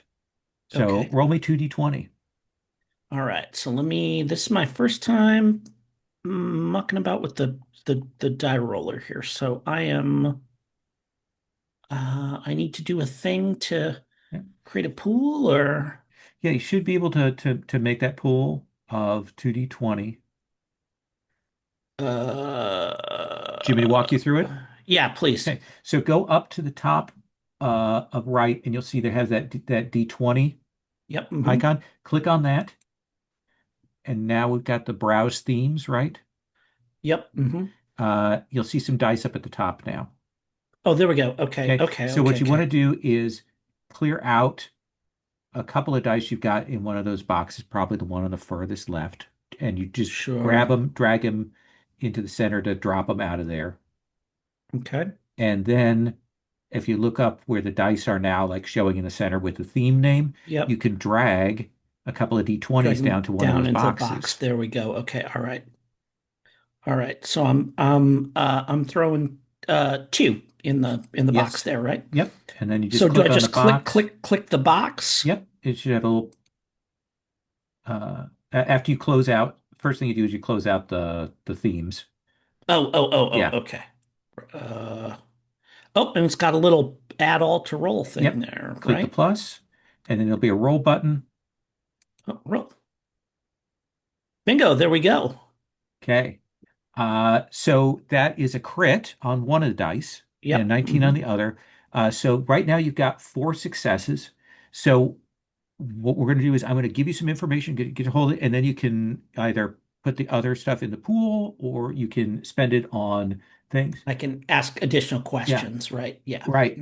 You will get through to the governor and be able to establish a channel to Governor Tarumsha, like and clear that out so that she has confirmation that it's you. You have confirmation that it's her. In the doing of that, you can spend that to ask questions at a one momentum to one question. You can put the momentum in the pool, which currently has Zippo, or you could establish a trait. So I think what I want to do is the first question that I'm going to ask is uh not necessarily ask her, but evaluate from, do my best to kind of read the room and evaluate from our discussion. Like, is she happy that we are here? Absolutely, absolutely. So, Like okay, she's really, yeah, once okay. you identified yourself on the Yeah. protocols, they clear the channels and get you in contact with the governor right away. And I will ask her if she would like to speak to the captain. Yeah, she will speak to the captain. What do you want to do with that other momentum? I'm gonna I'm gonna make it momentum. Okay. All right. Put it in the pool, please. Yeah. Okay. Uh, coming on screen now, sir. Uh, uh, and Captain Ascara, you will see this Saurian. We have a And little. you know what? Actually, I think I would like to do a thing which is to Sure. say before I throw her up on the screen, like there's like a little 5 seconds where I um just like very matter of factly, not in any kind of scoldy way or anything like that. I say, this is planetary governor, and I pronounce her name exactly the way she wants it pronounced. Okay. With the And, you know, weird sounding sort of yeah, so, accent whatever, lines. the Okay. like reverse umlaut that's in the middle that usually trips up, English speakers or something like that. So that when the captain speaks, and this is like, I want to have this be like an established thing, like it's clearly an established thing. Sure. So that when the captain's going to speak to someone, I make sure he knows, like he's got the tools that he needs to do so effectively. I want to give before I throw to the captain. I want to give Taven a chance. I mean, you're a science person, a medical person. Like, what do we see you doing on the bridge with the ship system sensors, that kind of thing? What do we see you doing? So I think Taven is uh, brushing up on Saurian physiology and kind of the triage aspect of it. If we have to go into an emergency situation, what things can I do that won't immediately kill them and Absolutely. potentially stabilize them? So that feels like you're creating a trait for Okay. your future use. Essentially, Saurian physiology as a trait that Hmm. you can have that you can use for later tasks. I think that's reason plus medicine. Does that seem right? Yes, that sounds Okay. good to me. Which is a Um, 15. yeah, and I think I don't think necessarily anything specifically applies to kind of the general stuff, but we've got a 15 or less. You're rolling 2d20. You can also use the ship's die as well here. Okay. But let's roll your 2d20 first. And of course, I immediately close the roller because I'm an idiot. Where does it? Hang on. Add all to the roll. 2d20. Good. So that is a 5 and a 9 is two Two successes. successes. So you'll definitely be able to create the trait. And then I'm going to have you roll the ship's die, which is computers plus medicine, so a 10 or less. Okay. But two successes. 17. What do you want to call that trait? Um, yeah, I think Saurian physiology makes Okay. sense. Is that a trait for me or is that a trait for the table? If Does you it are go on the left or does present, it go on my character if sheet? you're present, or if you've got like somebody from your medical team that's done it, we assume that they can make use of this trait that you have prepared for that. Uh, Okay. we know they are highly resistant to toxins. That's one of the important things about the saurians. We know that they are very sensitive to bright light. Tell me another physiological feature about the saurians here. These are not necessarily the ones we've seen previously on Star Trek Discovery, but they're a related race. So tell me something else about them. I think they have quite thick scales. Thicker than the saurians tend to have a little more like lizardy kind of maybe gecko thin. They have a little more hard shelled, a little Yeah. more. Okay, I like that. A little more armored up. Uh, Captain Escara, you will see this panicked governor appear on the screen. Captain, I'm so glad you are here. Is there any way that you can help us deal with the situation? Can you open fire? What exactly, Governor Trimusha, would you like me to open a fire upon? We see that there is some tectonic shifts. There's a fault line. Is there something generating it? It's not a fault line. It's a monster. And I think you'll see her pull up a like screen, and it's almost like we've got a kind of got handheld news footage. We can hear the Saurians talking, and we will see this sort of shaky cam, and we will see this boom, boom, boom, boom. we see this beast. It's like 60 meters tall, orange, rocky. It is crushing things underfoot. We can see some of their military troops are firing at it, and it's having no effect on it. We're trying to pull the troops back. It's heading for the city center. We don't know, Captain. You have to do something. We have a governor. Jess, uh, go ahead and bring us in close. We've got improved tractor beams. Let's pull this kaiju off of the city. Okay. Yeah, and that is a good way to do it. Now, I want to tell you one of the directives you have, and this is a mission directive for you, is Directive 010 from Starfleet requires that you exhaust peaceful options before engaging an alien species with battle. So, not firing the phasers on it is a good call here. Thank Uh, so we will have, I think it's no test for Jess to bring the ship in a little closer here. Mhm. Um, and so this thing is huge. In fact, actually, I can put a picture of it here in the NPCs tab. Let me grab that. It's not as good a picture as I want. The resolution quality is not great, but that's what it looks like on the NPC tab there. Uh, Wow. it's 60 meters tall, huge, smashing through creature there. Um, I think I want Captain, I want you to make the role to kind of get things into position here. Okay. So I think I want that to be a command role. Command control, does that feel right? Sure. Okay. I appreciate you leaning into my talents. I didn't Command I didn't plus look at your control. stats. Yeah. That's okay. That's okay with me. Shall we say team dynamics for this? This is you kind of coordinating your team. Does that feel good for focus? Sure, that focus applies, and that means that anything that 17 rolls, slash 5. yeah, yeah, There's almost no that's chance that you could fantastic. fail. I really wish you had this. Oh man. I weird. Okay, I'm on the die rolling tab and or die roller, and I'm getting ready to roll dice, and unfortunately, I'd set up some dice at the bottom and they're gone, and or the little Uh-huh. pre-selected thing. So give me a second.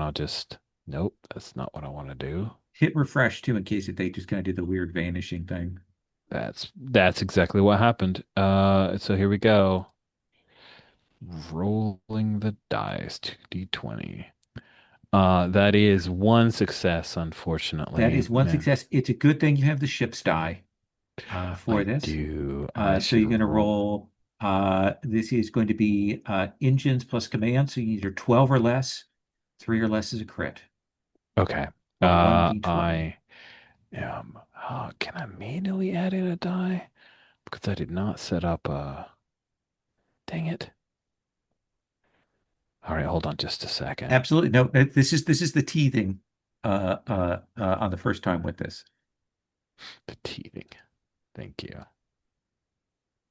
I did not set a thing with just one die. That's where I aha, almost a really good success, but instead just a success. Two Two successes. successes. So what does that look like? Like, what do we see on screen? You're kind of going in low. Like, do we see you in Hmm. Atmo? Like what do we see? Yeah, I think that even though we have powerful tractor beams, that I want to get in close because the helmsman Jess Johnson, Lieutenant Jess Johnson, is a little bold and daring. He's a helmsman after my own heart. So he Okay. brings her in so that we can look her in the eye, and it distracts for a moment before we engage with the tractor beams and try to pull this thing back. Okay. So we have to get a low forced orbit here. You've got to use your thrusters. You've got to get that so you can maintain the proper altitude. It is in atmosphere. This is a huge thing. The atmosphere is a problem for the tractor beams, but can do this. Uh, I need someone to do a control plus security task with a difficulty of 3. Or what are we trying to accomplish with this? So right now, you are trying to grab this thing with the tractor beam and move it. Um, so I think we've got a would this be we would have a tactical officer. Yeah. Do you want to put together a tactical officer here? I will totally put together a tactical Okay. officer. Um,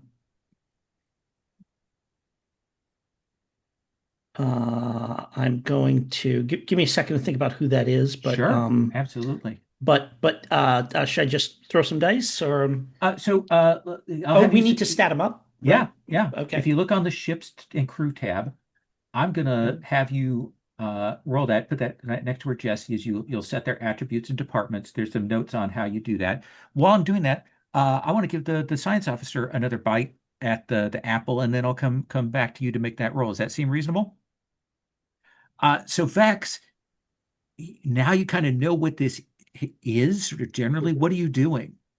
So immediately Vex is like, why is it going to the city? Why now? What's changed? What's luring it? Right? And so she is going to do a broad scan and say, like, is there some signal or energy that it seems to be keying into? That it's like something luring it? Is it thinking it's approaching a mate or a threat? Like, what is it? Could we disrupt that? Maybe communicate with it, that sort of thing. I also realized I had a talent I could have used and gotten an extra success, but I forgot to do that on my Well, previous roll, but I'd like to try to use it today. okay. So let's do another reason plus science roll. Okay. And when I attempt a task using science, the first D20 bonus I purchase is free. Okay. So you can roll with 3d20. All right. This is xenobiology. Yes. So So I am going to be with 17.5. 17.5 with 3d20. Yeah. What could go wrong? Womp, womp, womp. All right, here we go. Okay. That's a 1, a 2, and a 7. Okay. So that is 5. 5 successes. 5 successes. I have So more to say then, because I yeah. also have other talents that are relevant here, which is Okay. whenever you get a success on a task in which you have rolled, gaining the extra die from the testing a theory talent, this is theory into practice. Mhm. I get to generate 2 bonus momentum that may not be saved. Okay. So bonus momentum are used to ask questions or immediately establish traits, that kind of thing. So here's what we're going to do. So we're going to take 2 of the successes. I'm going to tell you some things, and then you can use the bonus momentum and or the other 3 to do some things, and we'll see how this. So what you will realize, kind of like it definitely seems like uh, it is moving towards that area from like a feeding cycle. It Okay. definitely is consuming inorganic material, but I think that like as you get kind of a deeper scan, it also clearly consumes organic matter. And the city is a large location of organized organic matter. So it's not being called by a signal. It's not on a mating thing. It definitely is on a food hunt kind of thing. So now you get some momentum we can do. Let's start with the bonus momentum. Okay. So I would like to, and tell me how this works exactly. I would Sure. like to ask 2 questions using obtain information. Is that something I could do That's with the exactly what it is. That's exactly what the Okay. question ask is. Yep. And the reason I ask that is because I have rapid hypothesis. When I ask 2 or more questions using obtained information, I may immediately create a trait representing my understanding of the subject. Absolutely. So what is your first question about this creature or this situation? Well, I mean, is it the volume of organic matter that it's going after, or is it something about the nature of it, like is it that it wants organized organic matter, or is it the heat sink it's being drawn It's definitely to? heat. Okay. Plant life and things like that don't seem to be satisfactory to it. It definitely is, the high energy content of meat, Okay. effectively, that it wants. And then the second question is that an energy signature that we could replicate or mimic elsewhere? It's certainly a heat signature you could possibly mimic to create a distraction. Yeah, that does seem like a possibility. Yes. Okay. Do I So have what more? I have what you have three momentum left. too many. Would you like to create that trait now? I would. Okay. And I think the trait is going to be Saurian kaiju physiology Okay. or something. I'm going to say kaiju physiology here to That's make an it. awesome trait. Do I get to keep that forever? Because No. I want to. Oh, I want to know about kaiju. Oh, and it's apparently white text. Let's not do that. And let's actually get to a reasonable size. And All so, what right. does having a trait do for me exactly? So what that is, let's say you go and do another test dealing with it, like a scientific hypothesis, or going and studying it, or Hmm. even attacking it. If a trait applies, that can be used to reduce the difficulty of the task. So Okay, it works that way. You've got cool. three momentum left. What would you like to do with that? So besides, I mean, I'm not attacking, so I can't do more All damage. right. Can I magnify the information I've received? For example, know how to create the signal that would mimic it or something like that. Uh, so I think that uh, well, here's what I say. You would need to get something on the ground, like you think that it would require some on the ground engineering, because you wouldn't want to fire the phasers in orbit to Mm, do that, because like hand phasers can be used to like heat something up, but ship's phasers would have a lot more knock-on effect.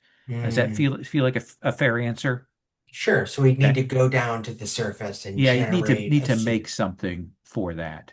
All right. Um, get two momentum left. Is there something I can do to help others or like, because it says that they can't be saved. So I don't Yeah. know for how Well, you long that actually, well, I lasts. already used your bonus momentum. This is the extra Okay. momentum you got from your roll. So, Okay. so you could put both of them in the pool, Sure. if you wanted to. Okay. Yeah, let's do that because I can't think of anything else super useful. But I Absolutely. will look at the scanners and then Captain, I forgot my name, Lieutenant Vex reporting. The creature is responding to the heat signatures of the organisms in the city. I think if we sent a team down to the surface away from the city, we could perhaps mimic that signature and draw the creature away without violence. Excellent suggestion, Vex. Let's get on that. Chivilic and Vex, the two of you form a team to head down. And Tvin, if you could accompany Captain, them. of I course. believe we'll need you on the surface for triage and assisting any of the Neosaurians who were wounded. Uh, and so Jim, tell me about this supporting character that we've got here. This is Lieutenant Thalosh Tund. She is Tellarite. She is our Tellarite tactical officer. Okay. Um, uh, and the like, she herself will say that the irony is that she is the tactical officer who lacks tact. Okay. She is like um, uh, uh, um, focuses starship weapon systems, military history, and cloaking technology are her focuses. Okay. And uh, like she considers opening fire on someone a way of saying like that's a way you say hello. Okay. So right now, you're going to be Yeah. rolling This is control plus security. Yep. It's difficulty 3. You can spend momentum from the pool if you wish. And you will also be using the ship's die for this as well. So, and this is to grab this critter. Grab this kaiju, yes. Okay. So let me go to the die roller here. So I'm starting with what? I got 2 to start with. I got a ship's die, right? Yep, we'll do the ship's die separately. Okay. So you Can I could give you a threat to get an additional die? This feels like a situation where maybe we could ask where some escalation might not be sure if you don't out want to of spend out the of the momentum from the question. pool. I'm gonna leave that momentum in the pool for like the sciencey types. All right then. I will Our tactical gladly. officer will always spend, Sure. pile on threat Okay. she'll like make sure she pulls it, and I think the threat is, um, she is insisting to the navigator that they are not close enough for the tractor beam to work fully effectively. Closer, closer, closer. All right, now. And then, she punches the button to, So three cause the beams to do their thing. 3d20 Yep. to start. So let's see. We got that. Boom. I got 3d20. I'm going to roll them. Oh, I'm glad I had 3. Okay. So right now that is 2 successes. Now roll the ship's die, and this is going to be uh, essentially a weapons plus security. So 10 or less. Uh, Oh, look at one that 1 that critical. I just rolled. Perfect. Tempest coming through. So I think that you will see, We're going to bury that creature 7 fathoms deep. Yeah. you will grab it with the tractor beam, Mm-hmm. and I think we get that as you do that, like the camera starts shaking on the ship. We see everything start vibrating, Captain. We hear that rev of the engines there, and I think we can kind of see that effect. And Yeah, and Ton just like grinning, and yeah, those like Tellarite fangs are, kind of coming out of her bottom of her mouth. And she says, "It's just like taking my pet to the vet, Captain." As uh, that, it's like, and then Captain, you will hear from the engine room.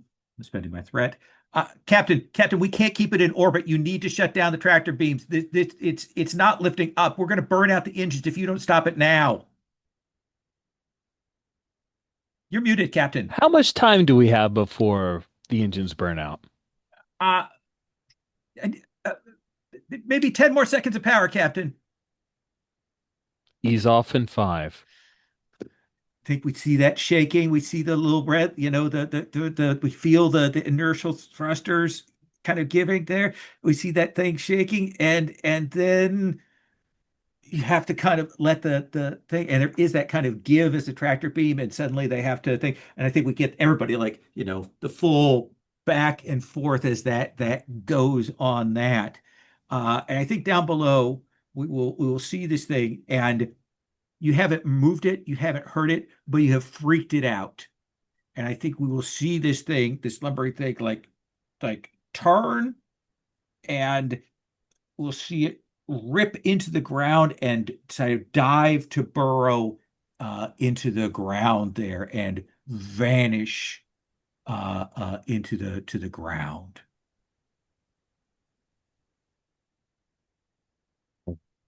Well, Lieutenant, you have a pet that is 60 meters in size?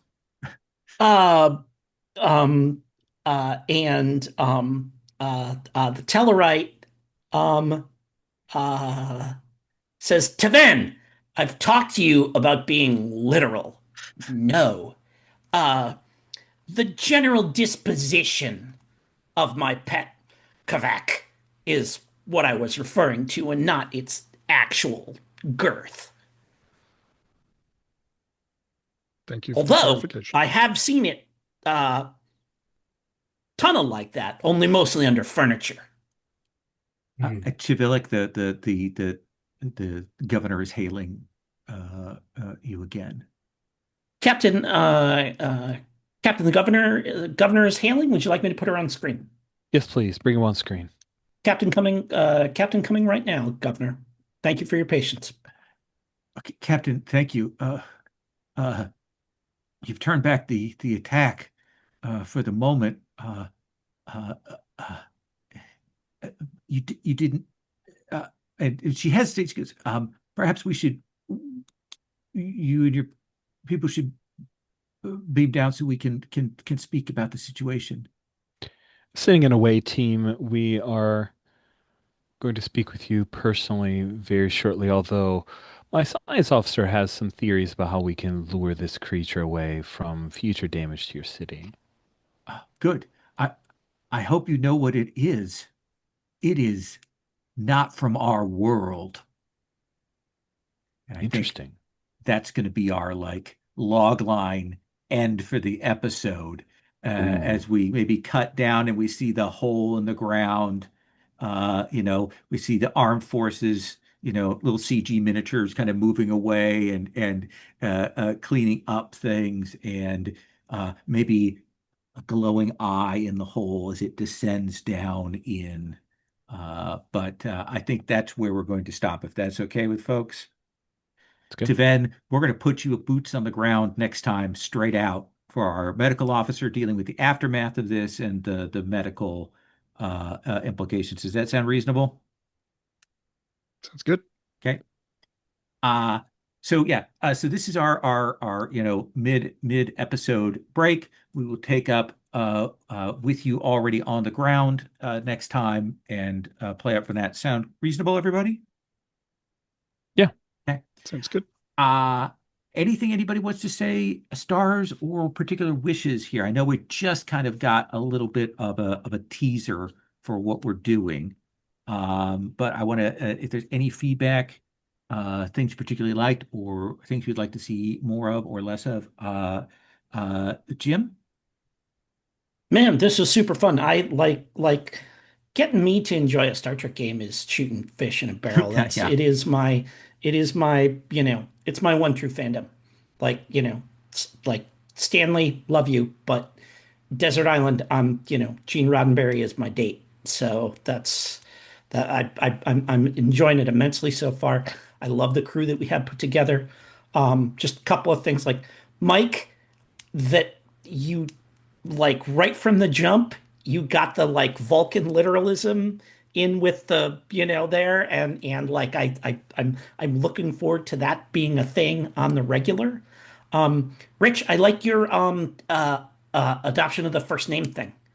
That's really cool. That says, like, that immediately says something about that captain and the chain of command and what we're going to expect and things like that, and like which officers are going to chafe at it and which are going to be comfortable with it and which might maybe abuse it a little and stuff is a thing that just there's just rich territory there, just from, sorry, no pun intended, just from just from you proposing that immediately. One of the things I said in chat is that we all lost the under about how soon you had mentioned baseball.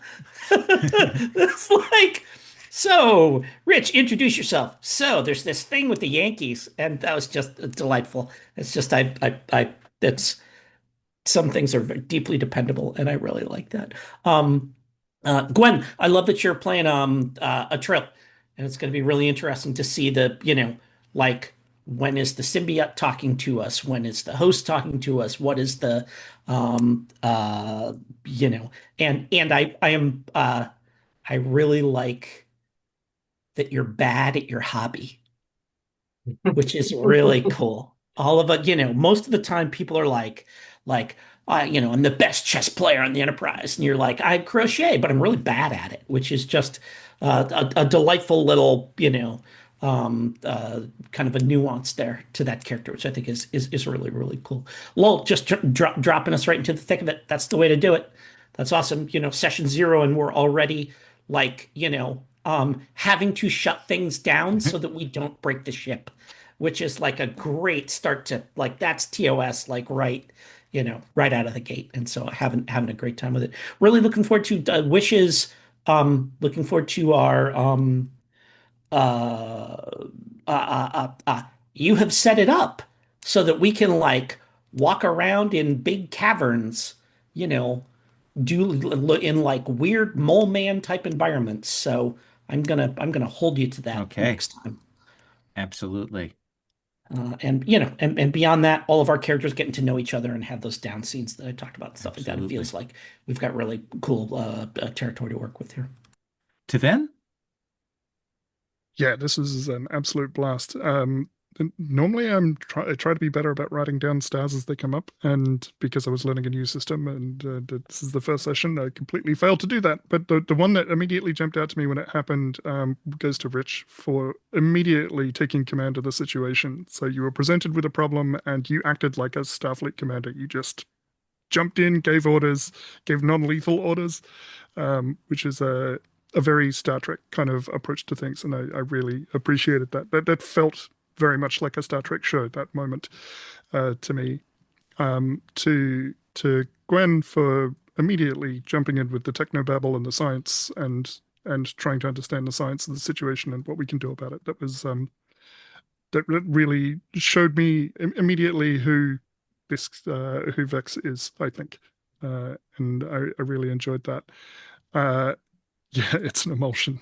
It was a that's another thing that Star Trek seems to do really well. It's tropey, but it's awesome. Is the pick a thing, make an analogy, apply it to the current situation, and turn it into something else. So that's we didn't pick it out as something for the palette, but it worked really well.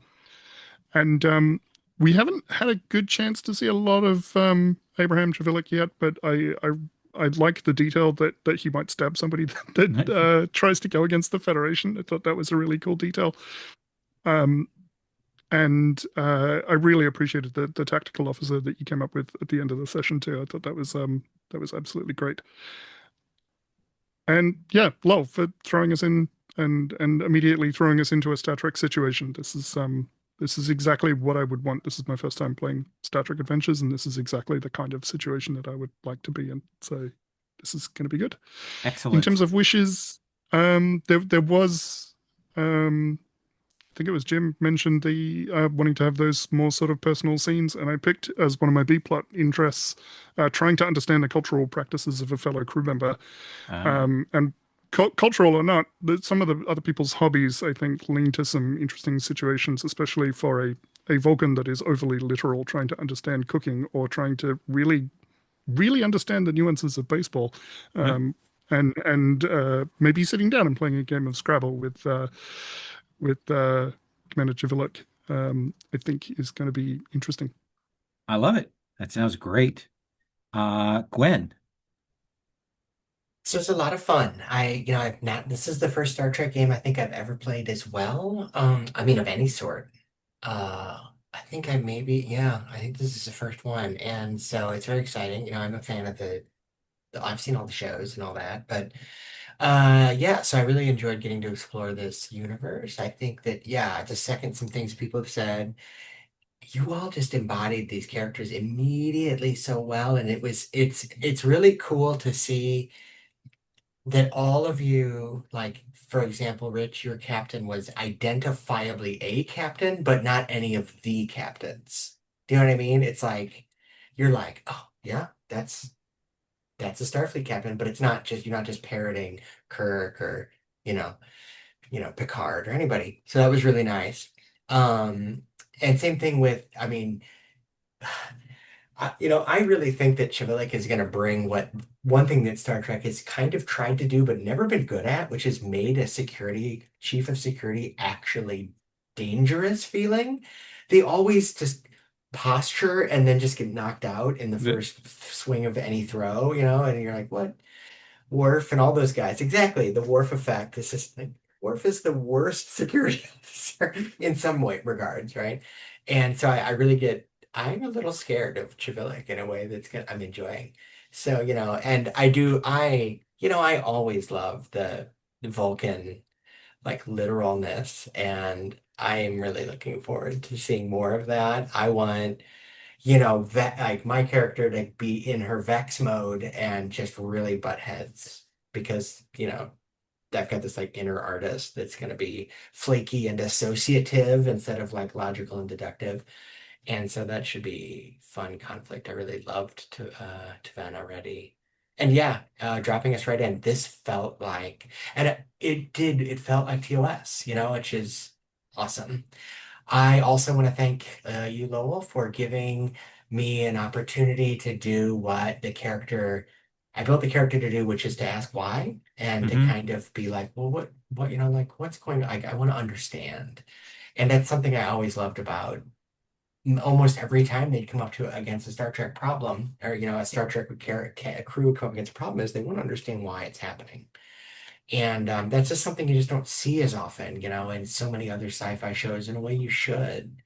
And so I'm looking forward to, I can't remember the exact line from The Martian, but like to science the shit out of Yeah. this or something. So that's going to be a good time. Thank you very much. Awesome. That's my wish. It's more of that. More science. Oh, And uh, I, also, I, yeah, go ahead. Go ahead. but sorry, I have one more wish. One of the things that seems to define captains throughout Star Trek history is the phrase that they use when we go to warp. Okay. So I'd Yeah. like Rich to think about what that is. I have been thinking about it. Okay. Yeah, Yeah. I Okay, don't good. have an answer Okay, yet, I Yeah. would but like you to make it go now or Yes. whatever. that's right. Home Uh, run. I do want to also say, uh, I love Benjamin Bratt. Like absolutely one of my absolute favorite actors of all time in so everything he's good. been in. So as soon as I saw you were stunt casting him, I was like, oh yeah, mama. So That is great. so my jam. Uh Excellent. Rich, Captain, Stars Wishes? The problem with going last is stars, all the really good ones are gone. So I will just say ditto with almost all of that. I really am excited about this crew and fascinated to see us in weird situations.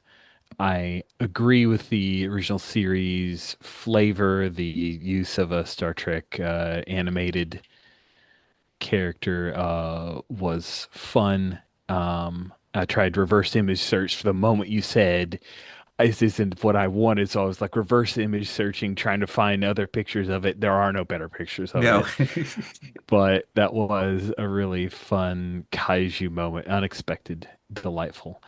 Looking forward to more wishes. And I see. Here's my wish. Ignore it if you care. We have 3 out of 4 PCs are aliens. I know it's tempting to use aliens, but my recommendation is to keep your character special by having predominantly like humans of different cultures, different planets and stuff, so the aliens are alien. Absolutely. That's my wish. I think that's a perfectly fair thing. And I think that's a really smart visual and cultural thing there. So yeah, I think that's a great point. Like I think in Strange New Worlds where Uhura talks about Kenya, and that's just so neat because it's Earth, but it's also really different from what we're used to, and I think that's really Yeah. fun. Well, and certainly I love the idea of human space traders and things like that. That's one of the things that early FASA Star Trek had, a bunch of merchant princes and things. So I'm going to Mm. certainly riff on that kind of thing. Uh I am going to stop the recording.